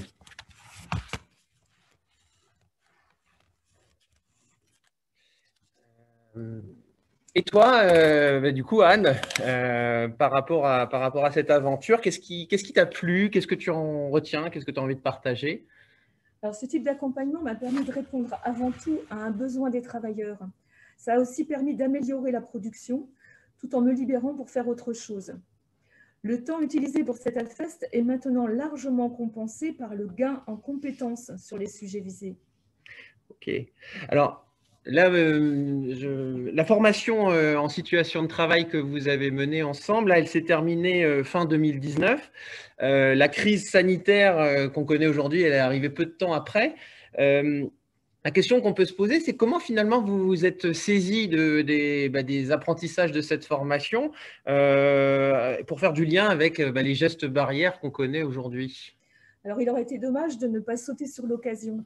Ainsi, peu de temps avant le premier confinement, Martine et Émeric ont pu initier les travailleurs et le personnel de l'ESAT aux gestes barrières que nous avions travaillés. Cela m'a laissé entrevoir la possibilité de faire intervenir les travailleurs en tant que tuteurs pour de prochaines AFEST. Exemple, lors d'un parcours d'intégration, un moniteur ne sachant pas se servir de la balance compteuse, on pourrait faire intervenir un travailleur qui, lui, maîtrise complètement cette action. À ce moment-là, le travailleur deviendrait tuteur. Sur un plan personnel, ce qui m'a vraiment plu, c'est le fait d'avoir pu me recentrer sur ce qui est le cœur de mon métier, la pédagogie d'atelier. Ok. Alors, j'ai une petite question poil à gratter, Anne. Tu es éducatrice technique spécialisée. N'est-ce pas déjà ton cœur de métier que d'accompagner les gens sur des formations en situation de travail? Alors, c'est la formalisation de la formation qui fait la différence. Les actions sont construites, structurées. Les acteurs s'engagent. Il y a des échéances. Et puis, cette formalisation induit du temps dégagé en dehors de la production, notamment pour les séquences de réflexivité. Alors, Henri, tout à l'heure, a parlé justement de cette notion de réflexivité dans les parcours. En quoi ces temps de réflexivité ont été importants dans le parcours d'Émeric et de Martine? Qu'est-ce que tu aurais envie de nous dire par rapport à ça? Alors, ils ont permis, après chaque séance de formation, de conscientiser l'apprentissage et d'ancrer le savoir en revenant sur ce que l'on avait fait. Des fiches permettent de tracer la réflexivité. Ok, donc effectivement, il y a des traces de tous ces temps qui permettent aussi effectivement d'apporter la preuve de la formation. Voilà, oui. Ok. Alors, je crois savoir aussi que tu n'as pas uniquement accompagné Martine et Émeric. Tu as assez vite rempilé sur de nouveaux parcours de formation. Est-ce que tu pourrais nous parler de l'autre expérience que tu as mis en place dans l'établissement? Alors, j'ai profité de l'embauche d'un responsable d'atelier pour mettre en place un parcours d'intégration sous forme d'AFEST. Cela me paraissait en effet être un outil très intéressant pour permettre aux nouveaux venus de comprendre rapidement la double mission de l'ESAT, sociale à travers l'accompagnement et économique à travers la production. Très bien. Alors, tu as été amené à accompagner qui? Alors, j'ai été amenée à accompagner Fabrice Portier, qui est arrivé le 1er avril à l'ESAT de Lignerolles. Bonjour. Et il est avec nous, Fabrice, vous pouvez applaudir. Bonjour Fabrice. Alors, justement, en prenant votre poste dans l'établissement, quel était votre besoin ou vos besoins? Alors en fait, moi venant d'un secteur purement industriel, j'étais assez loin du secteur médico-social. Donc avec Anne, on a eu un échange en fait au préalable et on a tous les deux ciblé qu'il fallait vraiment que je renforce mes connaissances sur le secteur médico-social. Donc, en premier lieu, on s'est vraiment focalisé sur le secteur médico-social afin que je comprenne mieux le champ d'action de l'équipe médico-sociale de l'ESAT, voir un peu les interactions, enfin, tout ce que l'équipe médico-sociale apporte en termes de gestion des personnes accueillies hors de l'ESAT, des aides pour les démarches administratives, médicales. Voilà, tout ça était quelque chose vraiment que je ne connaissais pas au préalable et ça m'a permis d'apprendre toutes ces actions-là. Ensuite, aussi, toujours étant vraiment du milieu industriel et ne connaissant pas le secteur de l'ESAT, cette formation m'a permis aussi de passer du temps dans les ateliers sans avoir en fait à intervenir en tant que responsable d'atelier, mais en étant davantage observateur. Et ça m'a permis de bien appréhender la notion d'accompagnement des personnes accueillies, ainsi que de pouvoir me positionner sur des comportements à adopter en fonction des situations rencontrées. D'accord. Donc, on est sur un parcours qui est intéressant, parce que c'est un parcours d'intégration. Cette formation, elle est intervenue dans votre prise de poste sur l'établissement, avec du coup, effectivement, une structuration via un parcours AFEST qui a permis ces différentes séquences dont on a pu parler, des temps aussi de réflexivité pour vous. Oui, aussi, oui. On a eu pas mal d'échanges suite à chaque rencontre avec les différents professionnels avec Anne. Mais enfin, en tout cas, moi, ce que je dégage de ça, c'est que, étant responsable d'atelier, ça me donnait en fait, enfin, j'ai un rapport hiérarchique direct avec tous les moniteurs. Et cette AFEST m'a permis d'être davantage en tant qu'observateur et d'aborder en fait mes premières relations avec mes collaborateurs d'une manière non hiérarchique, ce qui est très intéressant pour un poste comme le mien aussi. Ok. Petite question, est-ce que les travailleurs de l'établissement ont été ressources dans votre parcours de formation? Alors, pas directement sur le parcours de formation, mais très, très rapidement, en fait, quand j'étais sur les ateliers, quand il y avait une activité que je ne connaissais pas, les personnes accueillies directement, enfin, c'était eux qui me montraient, justement pour la balance compteuse, j'ai eu le cas sur l'atelier mise sous coque. Et pareil pour des contraintes de conditionnement particulières en fonction des articles à mettre dans les cartons. C'est souvent les travailleurs qui m'expliquent quoi faire. Alors, peut-être petite question que je regarde Anne à ce moment-là, mais lors de prochaines embauches ou de prochaines arrivées dans l'établissement, est-ce que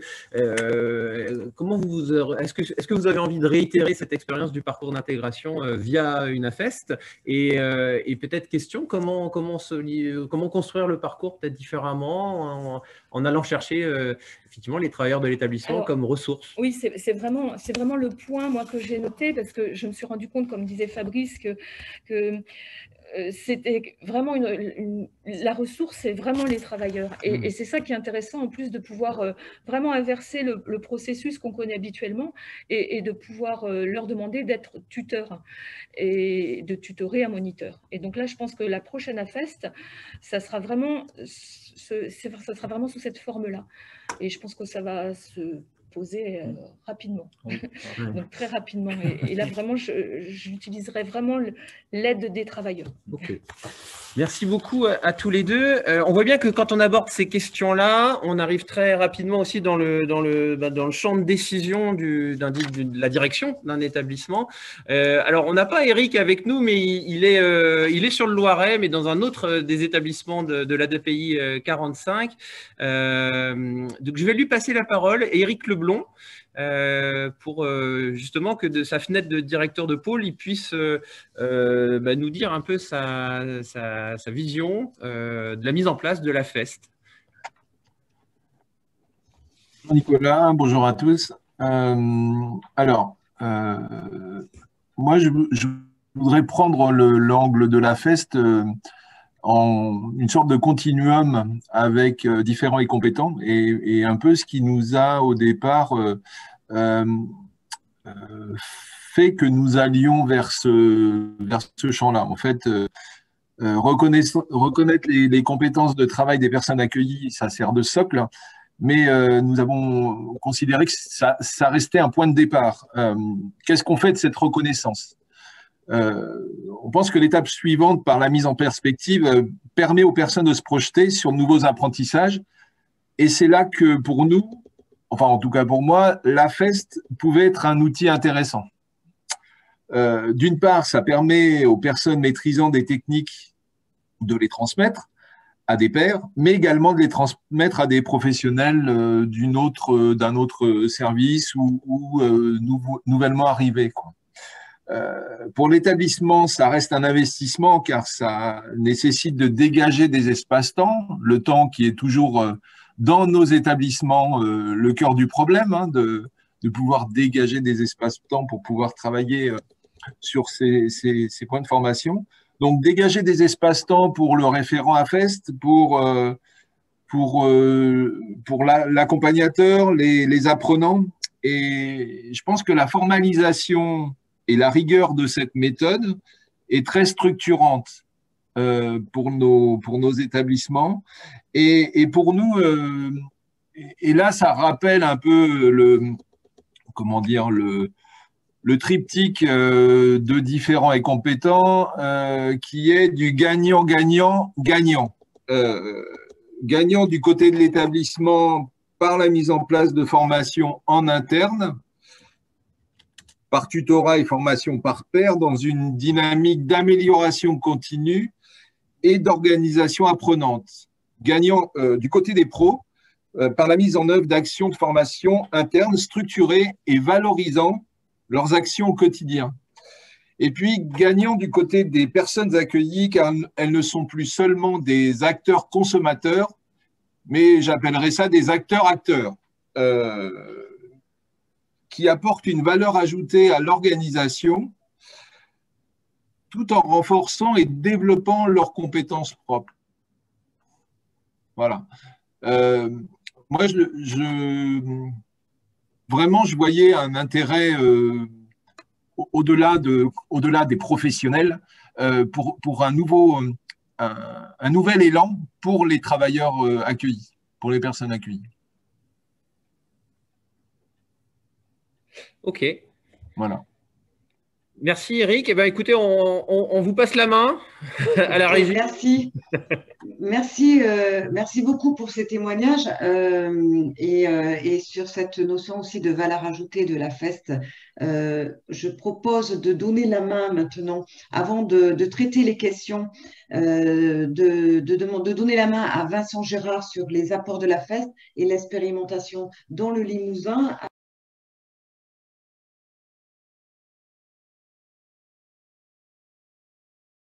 Merci Vincent, on a eu des petites coupures, mais on a pu saisir le sens. On va laisser la parole à… Je vais redonner la parole à Stéphane pour traiter les questions autour de ces deux témoignages. Stéphane? Oui, je suis là. Allô? Alors, il y a plusieurs questions qui reviennent autour de finalement cette relation entre la FEST et la RAE. Est-ce que ça fait doublon? Est-ce que c'est compatible, etc. Donc moi, j'ai répondu à certaines questions en direct en expliquant que ce que vient de dire Jean-Christophe, finalement, la FEST, ça peut venir comme la mise en œuvre d'une mise en perspective. On décide d'un apprentissage et finalement, on le fait au travers d'une AFEST. Ou alors, on peut faire une AFEST et puis la conclure par une RAE qui donne justement de la visibilité à la reconnaissance des compétences acquises. Donc, à notre sens, ce n'est pas vraiment un doublon, c'est un outil complémentaire. Peut-être que Henri, tu aurais envie de commenter ça, parce que nous, on connaît bien la RAE, on connaît un peu la AFEST. Peut-être que tu as un point de vue sur notre cousinage. Oui, tout à fait. Alors, je suis en ligne avec cette réflexion. Hein, et puis, plus largement, j'ai envie de dire, il y a un vrai travail au niveau des branches professionnelles, des acteurs institutionnels de la formation, des OPCO, etc., pour travailler sur des blocs de compétences affestisables, si j'ose dire. Hein, ça fait partie aussi, bien entendu, des travaux des certificateurs eux-mêmes. Donc, cette modalité AFEST, elle permet véritablement de voir différemment la formation professionnelle et la validation des acquis de l'expérience. Voilà, donc ça me paraît un champ à la fois d'innovation et de remise à plat de nos pratiques pour valoriser nos apprentissages et nos collaborateurs. Il y avait eu plusieurs questions autour de finalement ce lien entre la FEST et des diplômes de droit commun. Est-ce qu'on peut finalement, est-ce que ça a une valeur? Est-ce que c'est, comme tu dis, affestisable, le lien avec les blocs, etc. Oui, tout à fait. On a déjà des certificateurs qui aujourd'hui proposent par exemple des CQP accessibles via la FEST et via la formation à distance. Donc c'est déjà, les lignes sont déjà en train de bouger à cet égard. Donc, alors, en ce qui concerne les diplômes, c'est un petit peu plus complexe, hein, parce que les diplômes sont délivrés par les universités, par l'éducation nationale. Donc, il y a peut-être un chantier différent, mais en tout cas, du côté des certificateurs professionnels, il y a déjà des choses qui se font en la matière hein, pour reconnaître qu'on peut tout à fait obtenir une certification par le biais de la FEST. OK. Et alors, il y avait plusieurs questions aussi autour du temps. Est-ce qu'il y a un temps minimum pour que ce soit reconnu comme une AFEST? Est-ce qu'il y a un temps moyen pour exécuter une AFEST? Enfin, voilà, plusieurs questions autour de ces parcours. Jean-Christophe a parlé de 1 an et il a dit qu'avec le Covid, c'était peut-être un peu long. Qu'est-ce que tu en penses, toi? Alors, il n'y a pas de temps. Il n'y a pas de notion de temps en AFEST. Ça peut être des temps très courts qui, par exemple, concernent 2 ou 3 mises en situation avec des séquences réflexives. Donc, ça peut être une AFEST qui va durer 1 mois, par exemple, avec, je ne sais pas moi, une mise en situation hebdomadaire et une séquence réflexive hebdomadaire. Tout comme vous pouvez être sur des AFEST entre guillemets, plus ambitieuses, qui ont des visées certifiantes, qualifiantes, voire peut-être un jour diplômantes. Et là, on va être sur des parcours multimodaux avec AFEST. Donc, il n'y a pas de durée moyenne. Il n'y a pas de durée moyenne. Est-ce qu'il y a une durée minimum? Alors, moi, j'aurais tendance à considérer qu'il faut quand même qu'il y ait quelques répétitions et quelques séquences réflexives pour qu'il y ait AFEST. C'est-à-dire qu'une AFEST, une seule mise en situation, une séquence réflexive, ça me paraît un peu court. OK. Donc, par exemple, si je reprends les exemples qui ont été cités tout à l'heure, sur des protocoles de nettoyage des mains ou sur des gestes techniques à maîtriser, il faut plusieurs répétitions. C'est un peu ça l'idée. Okay. Mais la loi ne dit rien. Hein. Là, quand la loi ne dit rien. C'est vraiment à titre personnel. J'ai tendance à dire qu'il faut quand même qu'on s'inscrive dans cette notion de formation. Ce n'est pas juste, allez, hop, une petite mise en situation vite fait, bien fait et 5 minutes de réflexion. Non, c'est un processus d'apprentissage quand même. Et finalement, quand tu parlais d'une AFEST qui serait plus ambitieuse, est-ce qu'il vaut mieux tout faire d'un coup ou est-ce qu'il faut tronçonner l'ambition en plusieurs AFEST? Voilà, alors l'AFEST, ça s'apprend. C'est-à-dire, si on est une structure et qu'on se lance en AFEST, il y a forcément une courbe d'apprentissage pour la structure elle-même. C'est-à-dire, le collectif de travail doit apprendre à faire l'AFEST. L'accompagnateur doit apprendre la bonne posture, l'apprenant doit être à l'aise et apprendre donc la réflexivité. Le responsable hiérarchique doit apprendre à organiser le travail pour l'AFEST. Bref, il y a forcément une courbe d'expérience, une courbe d'apprentissage. Donc, il vaut mieux, quand on est ambitieux, tester d'abord sur un petit panel d'apprenants, par exemple, et sur un bloc de compétences, avant de se lancer sur des AFEST certifiantes, qualifiantes, diplômantes au long cours. Hein. Donc, on commence par des petits bouts avant de se lancer dans quelque chose de très ambitieux. Oui, un test, un pilote, une expérimentation. Voilà. C'est le conseil que je donne. Parce que ça s'apprend, tout simplement. Ça s'apprend l'AFEST. Il y a une question sur, tu parlais justement par bloc, etc. Il y a une question, est-ce qu'une AFEST peut être une activité en tant que telle dans une VAE? Est-ce que je peux finalement passer un diplôme en VAE en utilisant l'AFEST pour une des parties de ma VAE? Oui, tout à fait. Alors ça, c'est encore une fois, c'est du côté du certificateur que ça se situe. Hein. Mais dans l'exemple que je citais tout à l'heure d'un certificat qui reposait sur en gros 100% d'AFEST et de formation à distance, 0 présentiel, le certificateur a considéré que le contrôle continu AFEST, hein, donc l'évaluation AFEST, comptait pour l'obtention du certificat. D'accord. Donc, c'est possible. C'est possible. Hein. Ça dépend vraiment des… Et là, j'invite les certificateurs à se mettre entre guillemets au travail pour intégrer l'AFEST dans leur logique, j'ai envie de dire. Hein, de dire, voilà, la formation, ce n'est pas qu'une seule manière de progresser. Il peut y avoir plusieurs voies, y compris VAE d'ailleurs, pour l'obtention du certificat délivré. Oui.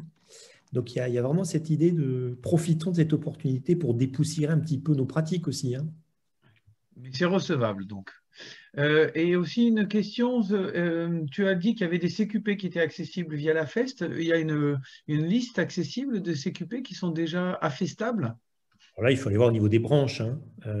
Moi, j'en connais un parce que ça a été le premier qui est sorti sur cette modalité AFEST qui dépend de la branche de l'audiovisuel. Je sais que d'autres branches y réfléchissent sérieusement, hein, notamment sur des métiers en tension, mais aussi pour rendre plus accessible leur certification. Donc ça, on est aux prémices hein, de tout ça. Hein. Tout ce que je vous dis, c'est encore nouveau. Hein. Il y a un travail important, hein, je pense, pour intégrer cet AFEST dans les pratiques formatives et également du point de vue des certificateurs. Donc, à ma connaissance, c'est très nouveau. Pour l'instant, j'ai en tête une branche qui a officialisé cette modalité dans le CQP.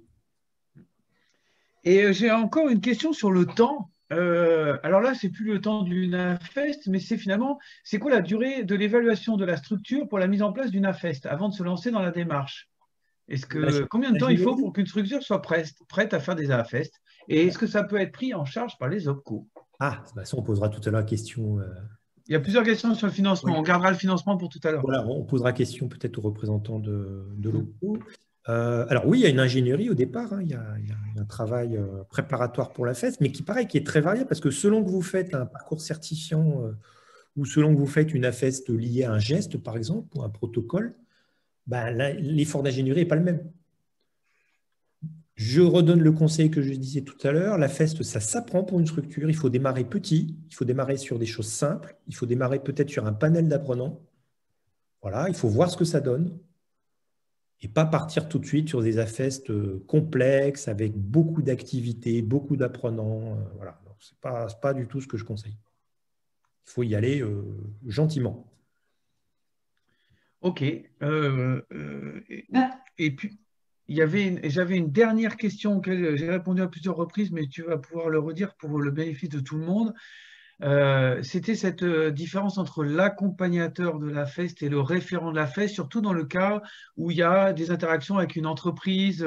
Est-ce que le référent à FEST est forcément de l'entreprise? Est-ce que l'accompagnant à FEST est forcément formé à la FEST? Enfin, voilà. Est-ce que tu peux redire finalement le rôle de ces deux personnes et est-ce que c'est la même personne ou est-ce qu'il y a plusieurs personnes? Alors, tout est possible. Encore une fois, la loi ne dit rien, hein. C'est à la liberté des acteurs de la FEST de s'organiser comme ils veulent. Ceci dit, il y a du bon sens. L'accompagnateur, c'est quelqu'un qui connaît le métier, qui l'a pratiqué ou qui le pratique toujours. Ou qui, en tout cas, en connaît suffisamment les tenants aboutissants pour pouvoir jouer son rôle d'accompagnateur. Je vais prendre mon cas. Moi, si vous voulez, je ne serai jamais accompagnateur d'un électricien. Si je touche un interrupteur, je risque de me brûler. Donc, je me garderai bien de faire une séquence réflexive avec un électricien. Vous voyez ce que je veux dire? Par contre, je suis suffisamment à l'aise sur la pédagogie pour aider cet électricien accompagnateur à créer une AFEST. Donc, en tant que référent AFEST, hein, si je prends ce titre, en tant qu'externe, je suis tout à fait apte à aider ce professionnel à bâtir une AFEST.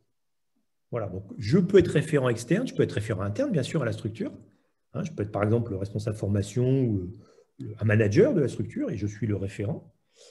L'accompagnateur, c'est quand même quelqu'un qui sait de quoi il parle quand on parle métier, qui sait poser les bonnes questions à l'apprenant et qui sait lui faire chercher les solutions. Donc moi, qui suis néophyte en électricité, je ne peux pas jouer ce rôle quand je serai avec un apprenant électricien, par exemple. Ce n'est pas possible. Par contre, je peux aider l'électricien professionnel à bâtir une AFEST. En tant que référent. Donc l'accompagnateur, c'est un technicien qui est en proximité de l'apprenant et le référent, c'est comme toi, quelqu'un qui ne maîtrise pas forcément la technique, mais qui maîtrise bien la méthode de la FEST. C'est ça. Donc c'est vraiment un travail collaboratif. Hein. D'ailleurs, on l'a vu dans les expériences que les premiers référents à FEST de différents compétents ont menés, ils ont souvent travaillé à plusieurs, en binôme, à minima, avec quelqu'un qui vient du métier ou en tout cas qui sait décrire le métier. Donc, c'est vraiment un travail collaboratif, une AFEST. Et alors, on peut bien évidemment aussi y mettre le manager. Le manager hiérarchique des apprenants ou le responsable de la structure, on peut tout à fait les inviter à collaborer à cette AFEST. C'est tout, merci. C'est tout pour les questions. Il y avait juste une remarque tout à l'heure de Marie-Christine qui nous recommandait de mettre dans le compte-rendu l'article qu'avait rédigé Anne à l'époque sur son expérience de la FEST. Et elle disait le plaisir de mettre un visage sur cet article qu'elle avait trouvé très chouette et elle nous encourageait à le mettre dans le compte-rendu pour consolider ce témoignage. Donc, à vous, Cognac G. Oui, merci beaucoup. Et puis merci Henri parce que tu nous as permis une belle transition sur l'étape suivante. Quand tu dis la FEST, ça s'apprend. Effectivement, d'où l'importance de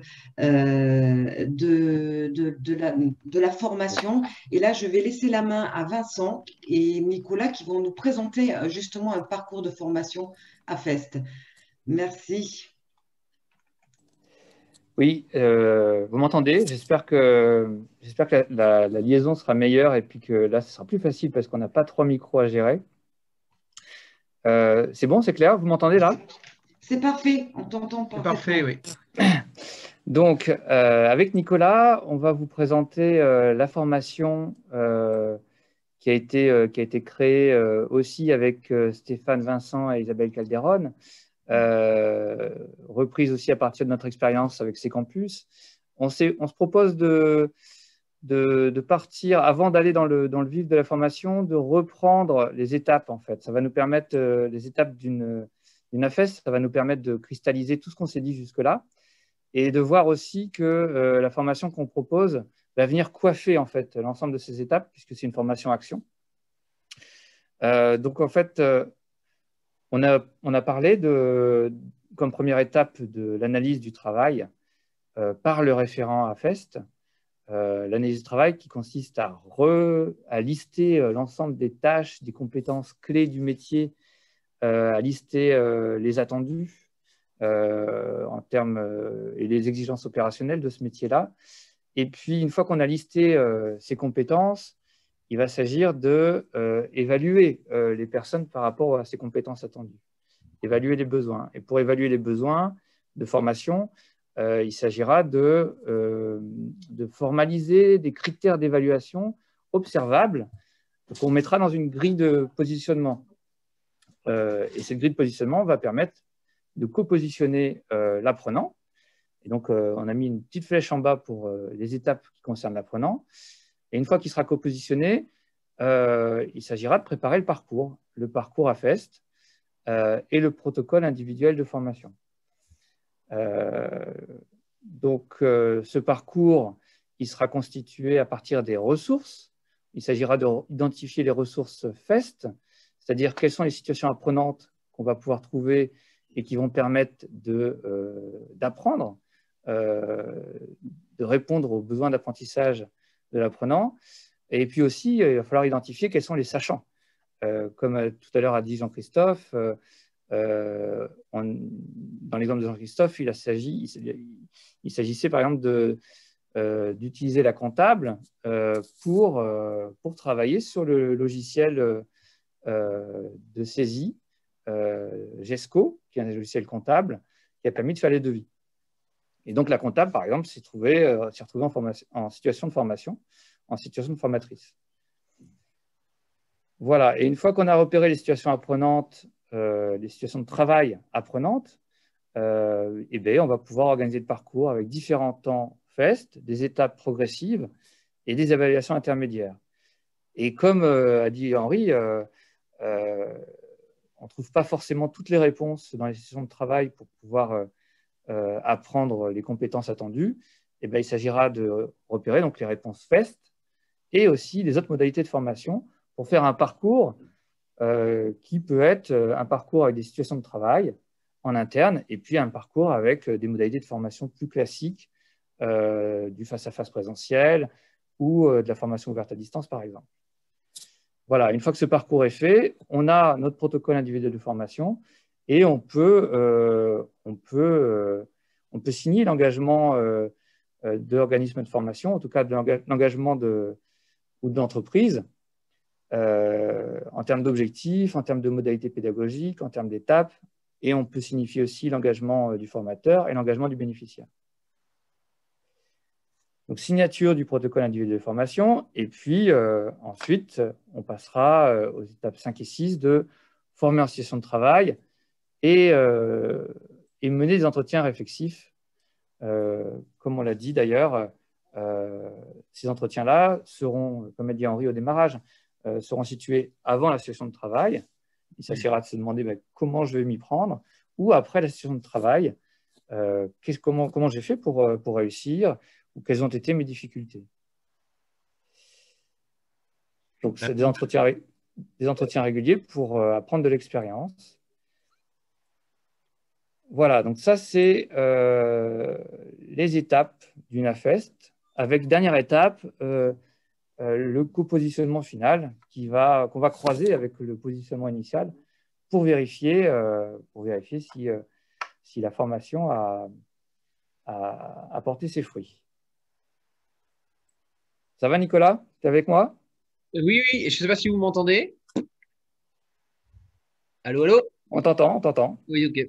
Oui, en fait, ce qui est important là, de bien avoir en tête, c'est que l'étape numéro 1, aller jusqu'à l'étape numéro 3, c'est un vrai temps de préparation, hein, c'est un temps préparatoire et qui va permettre effectivement à partir de l'étape 4, c'est l'étape qui officialise l'entrée, voilà, le démarrage du parcours de formation avec la signature du PIF, enfin, du contrat. Hein, c'est le protocole individuel de formation, mais c'est vraiment cette étape-là qui officialise le démarrage. Hein, et l'action de formation en situation de travail, en tout cas la formation en situation de travail, va véritablement démarrer sur le poste de travail, dans l'atelier, à l'étape 5, 6. Voilà, ça c'est l'action attendue par le référent AFEST et puis par l'apprenant. Et puis la formation, elle va venir coiffer l'ensemble de ces étapes. Comme j'ai dit tout à l'heure, c'est une formation action parce qu'on n'apprend pas à nager en parlant au bord de la piscine. Donc il s'agira justement d'accompagner la mise en œuvre de toutes ces étapes-là. Et donc le parcours que nous vous proposons, il s'agira d'abord de prépositionner les personnes, les participants à cette formation sur le référentiel de formation pour voir déjà ce que les personnes savent ou ne savent pas encore, et puis aussi adapter la formation à leurs besoins. Alors les participants, il s'agira, la formation est destinée aux salariés du réseau en fait, différents et compétents. Quand je dis les salariés, donc ça peut être des moniteurs, ça peut être des moniteurs principaux, des éducateurs, des chargés d'action éducative, des chargés d'insertion professionnelle ou des chefs de service. Tout va dépendre de l'échelle à laquelle on va faire les AFEST. On peut faire des AFEST pour les travailleurs, mais on pourrait aussi faire des AFEST pour les collaborateurs des établissements médico-sociaux. Donc tout ça, ce sera possible. Pour compléter ce que dit Vincent, on voit bien que cette formation-là aussi, elle va être intéressante pour des personnes qui vont avoir une transversalité dans des établissements pour pouvoir effectivement accompagner, superviser les parcours, se rendre disponible pour des AFES qui auront lieu dans tel ou tel atelier. Donc la notion de transversalité est quand même assez importante à avoir en tête comme gage de réussite, je pense, dans ce parcours de formation référent à AFEST. Et donc, merci Nicolas. Et donc, formation-action, ça veut dire une formation qui va alterner des temps de groupe et des temps de mise en œuvre.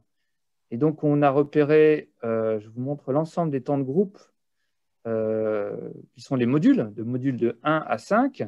Et vous voyez, ces modules-là sont répartis en fait tout au long de la mise en œuvre de la FEST par le référent. Donc, au module 1, on est au tout départ, en fait, il s'agira de constituer le groupe, de rappeler le cadre réglementaire et de préparer les participants à réaliser les étapes 1, 2 et 3 qui représentent en fait le bloc 1 et 2 du DSPP. Le DSPP, c'est un dossier de synthèse des pratiques professionnelles qui va permettre aux participants, en remplissant ce dossier, c'est comme un journal de bord en fait, qui va permettre aux participants de présenter leur certification à ces campus, puisque en fait, c'est différents compétents qui forment, mais c'est ces campus qui, au final, va certifier les participants.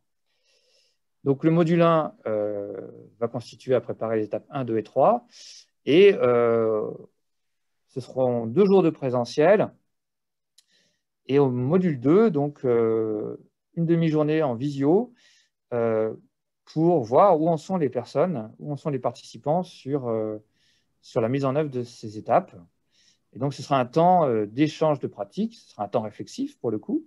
On verra quelles sont les pépites, comme aime à dire Isabelle, les bonnes pratiques, et puis quels sont les cailloux dans la chaussure, comme aime à dire Stéphane Vincent, ou les pots de banane. voilà, qu'on puisse le partager pour pouvoir essayer de les résoudre ensemble. Et puis, ce module 2, voilà, ce module 2 accompagne en fait la mise en œuvre de l'étape 3. Et on se retrouvera au module 3 avec un jour de présentiel pour faire le bilan de ces étapes précédentes et puis se projeter sur les étapes 5 et 6 qui sont donc former en session de travail et mener des entretiens réflexifs. Et module 4, même principe, une demi-journée de visio pour voir comment ça se passe dans la piscine, voir comment les uns et les autres s'en sortent.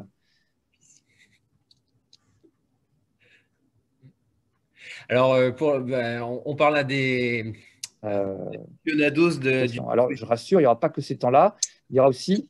Oui, non, il y a peut-être du décalage avec le son. Je suis dans le Loiret. Non, je disais, pour les aficionados là, du dispositif, s'il y a des gens qui ont fait la formation d'accompagnateur de parcours RAE, on voit bien le cousinage dans le montage de la formation avec celle que vous connaissez déjà, avec cette démarche de formation-action. Et au fur et à mesure qu'on va avancer, on va être dans une démarche réflexive nous-mêmes en tant qu'accompagnateur, en tant que référent sur voilà, qu'est-ce qu'on a à raconter de ces parcours et de la mise en place de ces parcours de formation. Il y a quelque chose qui est assez, voilà, d'ordre d'un cousinage. Et j'ai rajouté, donc, là, on a vu dans les modules des temps de groupe, et j'ai rajouté en violet la rédaction du DSPP qui sera accompagnée, en fait, avec 6 heures de suivi individualisé ou 6 heures de suivi individualisé, ou ça peut être aussi des petits groupes de travail de pairs, en fait, de participants qui vont partager sur à la fois la mise en œuvre et à la fois la rédaction de ce dossier de synthèse des pratiques professionnelles. Et donc, il y aura aussi un MOOC qui sera disponible pour pouvoir travailler de manière individuelle, notamment sur les techniques de formation et les techniques d'entretien, le FAST, le feedback, les entretiens à chaud, les entretiens à froid, etc. J'en profite aussi de dire que le partenariat avec Campus nous permet aussi de travailler à partir de cartes master formateurs qui seront mis à disposition aussi des stagiaires en formation pour pouvoir aussi s'outiller sur des outils de réflexivité, des outils comment dirais-je, de tutorat, enfin, voilà, pour pouvoir guider aussi guider et outiller les participants à la formation. Et donc, le DSPP sera rédigé au fil de l'eau, au fur et à mesure en fait, de l'ensemble du parcours. Et il sera présenté en certification à ces campus pendant 1 heure pour pouvoir être certifié référent AFEST. Et on a prévu un dernier module d'une demi-journée en visio pour faire le bilan de la formation et aussi, surtout, préparer les mises en perspective des référents AFEST. Voir comment ils continuent l'aventure au sein de leurs établissements.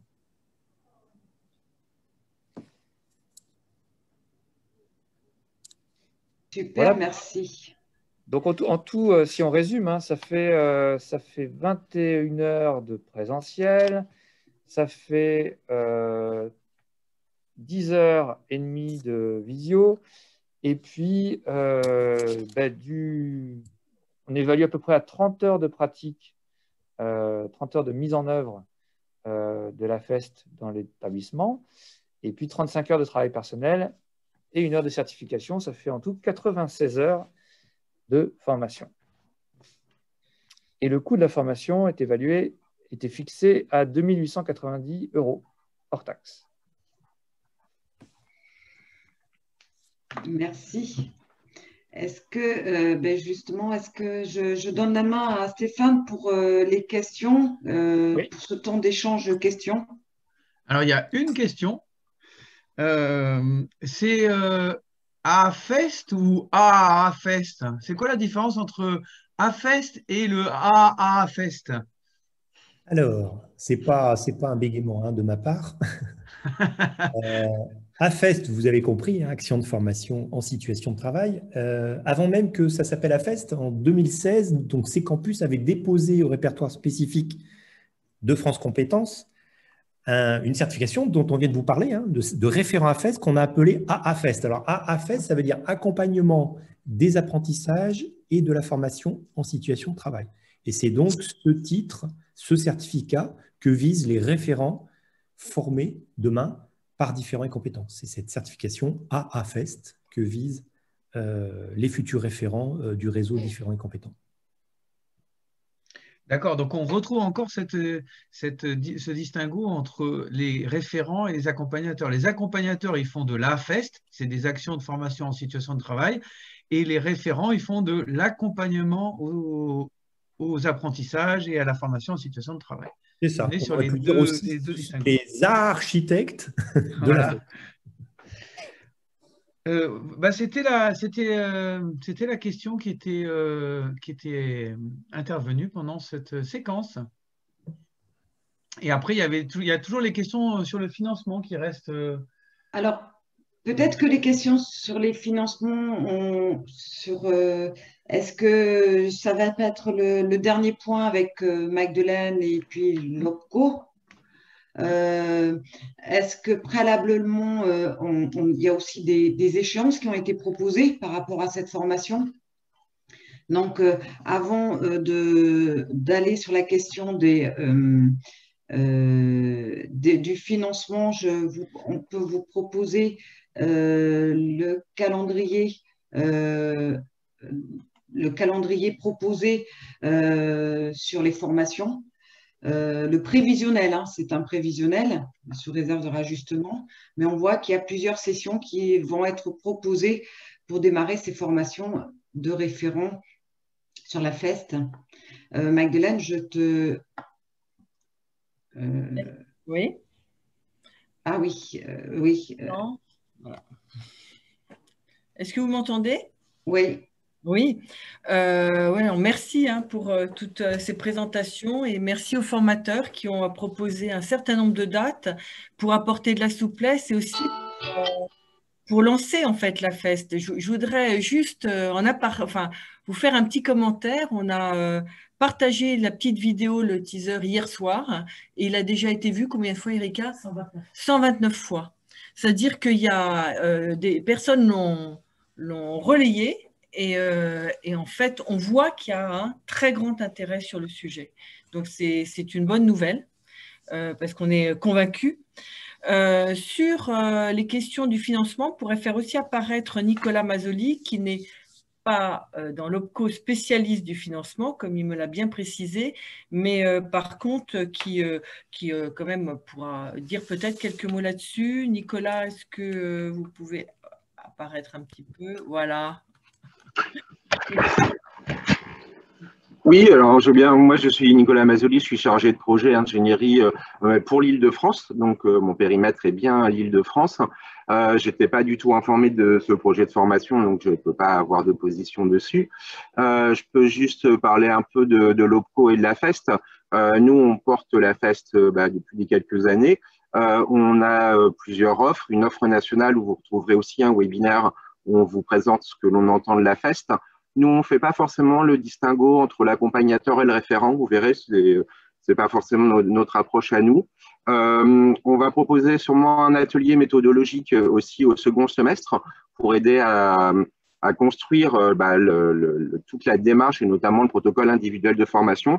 Et puis, on a des offres en région, parce que chaque région a pu développer des offres avec des partenaires. Notamment, on a une offre en Île-de-France et en Hauts-de-France sur la FEST.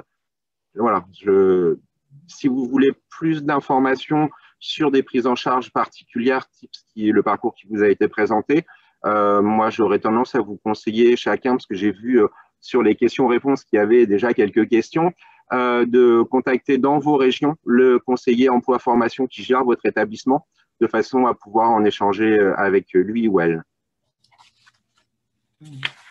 Merci beaucoup.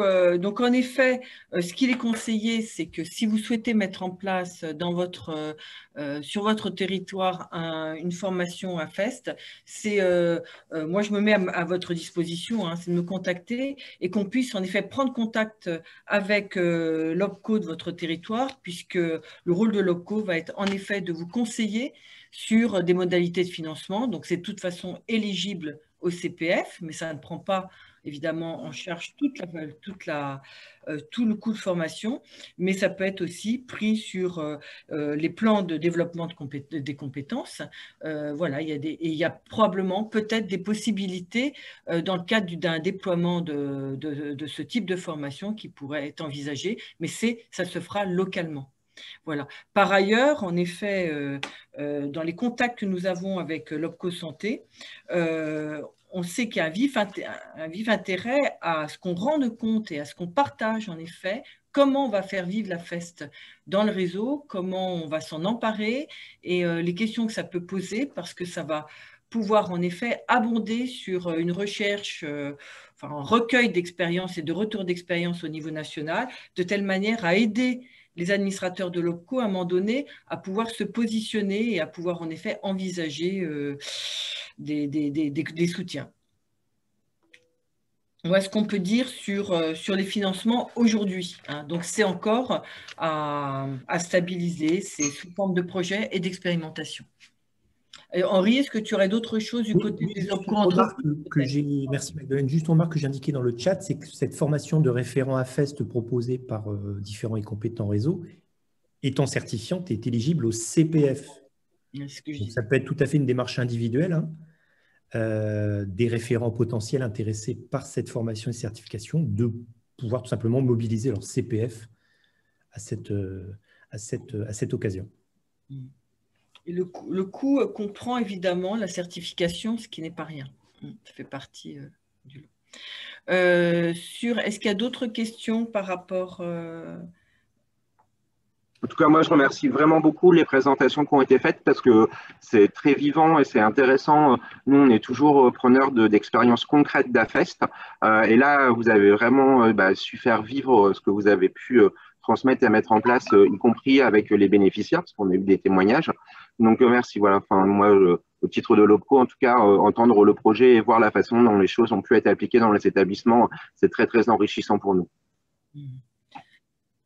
Oui, c'est le principe, en fait, c'est l'intérêt aussi d'un dispositif, enfin d'un réseau comme Différents et Compétents, c'est qu'on a eu potentiellement 800 établissements qui pourraient souhaiter mettre en place de la FEST, et on a toujours des très belles contributions. J'en profite aussi pour remercier les contributeurs, travailleurs, professionnels d'accompagnement et formateurs qui savent donner aussi de la chair à un très très beau projet. Est-ce qu'il y a d'autres questions, Stéphane, plus générales sur comment on va avancer ensemble, ou est-ce que je déroule tranquillement?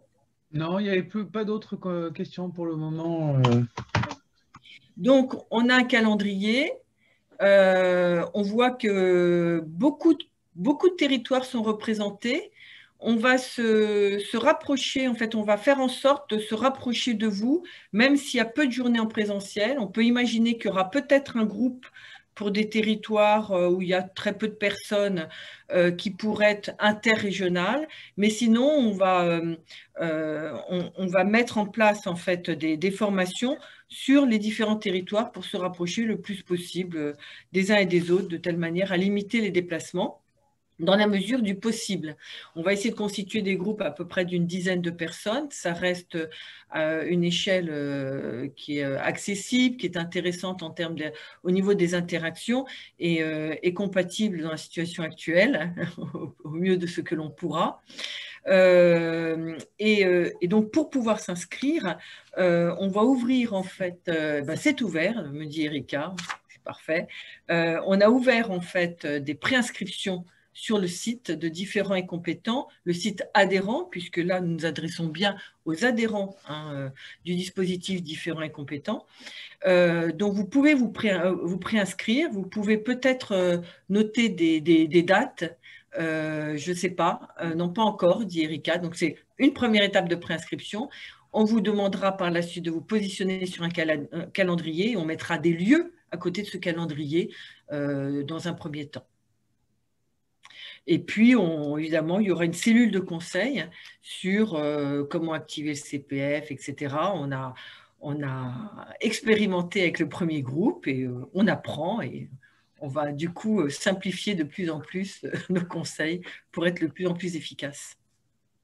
Oui, si je peux rajouter un petit commentaire, un grandiloquent, hein, je m'en excuse d'avance, mais je crois que c'est l'occasion d'aller vers ce qu'on appelle l'organisation apprenante, hein, cet AFEST, un concept dont on parle depuis au moins une trentaine d'années, mais qui restait jusqu'à maintenant un concept. Et grâce à l'AFEST, je trouve qu'on peut véritablement aller vers ça, c'est-à-dire comment on peut créer finalement des collectifs de travail apprenants grâce à cette pédagogie particulière qu'est l'AFEST. Voilà. Notamment pour nos publics. Je veux dire, on voit bien que quelquefois, aller en formation est un peu compliqué. Enfin, voilà, donc ça permet aussi d'apprivoiser. On voit en fait qu'en écoutant les uns les autres, ça vient complètement booster une culture d'organisation apprenante et à tous les niveaux de l'organisation. Je trouve que c'était vraiment intéressant de préciser en effet que ça doit être porté par la direction de l'établissement, c'est extrêmement important. Et la substance arrive, enfin, j'ai beaucoup aimé les notions de acteur et non acteur-consommateur. C'était tout à fait intéressant d'aller chercher ces trois gagnants. Voilà, et on retrouve aussi notre pyramide inversée. Hein. Tout le monde est potentiellement sachant et peut être potentiellement ressource et en situation de partager ses compétences. Donc, c'est vraiment des choses qui sont extrêmement importantes pour nous et qui ont fait qu'on a tout de suite bien matché avec ces campus. Hein, on partageait vraiment la même vision, en effet, de ce que représente la formation pour tous. Merci Magdeleine. Ça veut dire concrètement que là, si on devait parler de nos prochains petits pas, ce serait déjà d'identifier et de repérer, de se positionner sur le site. Oui, il y a pour moi, il y a plusieurs chemins. Il y a un premier chemin, c'est se faire repérer sur le site parce que ça va permettre au collectif d'identifier combien de personnes sont intéressées sur un territoire et du coup de pouvoir faire une démarche auprès de l'OPCO. Et là, au niveau de l'OPCO Santé, on va pouvoir, ou autre, on va pouvoir en effet envisager qu'est-ce qui pourrait être possible pour aider à se lancer, en fait. Hein. Voilà, possible. Rien, d'accord. Donc voilà, donc la première démarche, c'est en effet se rendre visible et puis ne pas hésiter à poser des questions. On a été nombreux aujourd'hui, un panel d'intervenants, donc on est nombreux à pouvoir y répondre. Merci beaucoup. Ce qui serait intéressant, c'est de faire apparaître et de rendre visible à l'écran toutes les personnes qui ont contribué à ce webinaire qu'on n'a pas vu. Je pense à tous les intervenants, si tous les intervenants pouvaient réapparaître et aussi les personnes qui ont été sacrément facilitatrices pour ce webinaire. Je pense à Erika, voilà, pour mettre un mot de... parce que sans la contribution de chacun, on ne serait peut-être probablement pas parvenu à animer ce webinaire. Voilà. Super. Super. Et donc, on parlait de l'enregistrement de ce webinaire. On peut retrouver l'enregistrement où? Alors, on va le mettre sur notre chaîne YouTube. Vous savez que Différents et Compétents a une chaîne YouTube avec beaucoup de vidéos aujourd'hui. Mais on va peut-être créer une antenne AFEST. On pourrait peut-être faire ça. Comme ça, on mettra le teaser et on mettra en effet l'intégralité de ce qui a été présenté aujourd'hui. Nous avons juste une petite manipulation à faire, c'est que c'est enregistré depuis le début, au moment où nous étions en situation d'apprentissage apprentisseur. Maintenant, nous avons pu plonger dans la piscine et on va essayer de sortir de l'eau derrière, mais sans trop montrer trop nos essais, même si les erreurs sont apprenantes. Il y avait une question sur le teaser et sur un petit film explicatif de la AFEST. Est-ce que tu as dit rapidement là que ça serait sur la chaîne YouTube. Tu peux peut-être en dire deux mots en complément, dans les outils complémentaires? Alors, elle est en effet sur la chaîne YouTube. Elle est déjà partagée puisqu'il y a eu X vues depuis hier soir. Mais je pense que vous pourriez mieux en parler que moi puisque c'est en Aquitaine que ce petit teaser a été tourné. C'est pas faux. Donc effectivement, il y a deux outils complémentaires. Donc le teaser que certains d'entre vous ont vu, qui est un petit film de 3 minutes où les acteurs d'autres parcours à Fest ont témoigné. Donc un moniteur, un travailleur, et puis Isabelle et moi pour justement la structuration d'une AFEST. Donc c'est un film de 3 minutes. Et puis il y a une version de 14 minutes qui peut être utilisée aussi dans vos structures pour présenter la FEST, où là on va reprendre finalement tout le chemin d'apprentissage avec les outils finalement, des exemples de grilles de compétences, des exemples de réflexivité, des éléments de preuve qui ont finalement constitué l'ensemble du parcours. Donc voilà, en 14 minutes, vous avez aussi une illustration qui a été montée avec finesse par Marie Lafargue, qui raconte finalement une AFEST et qui peut être un outil de communication en interne. Très bien. Voilà, on voit tous les messages de discussion. Merci pour tous ces messages. Alors ça, c'est comme quand on est en conversation téléphonique avec la famille, on se dit, bon, tu raccroches, je raccroche, qui raccroche en premier. C'est toujours la fin qui était difficile. Peut-être un petit mot de fin. J'aimerais laisser aussi la parole à Henri pour un petit mot de fin, peut-être. Moi, je suis ravi au nom de ces campus de lancer cette aventure à Fest avec différents compétents réseau. Voilà, je crois que c'est une première aussi en France.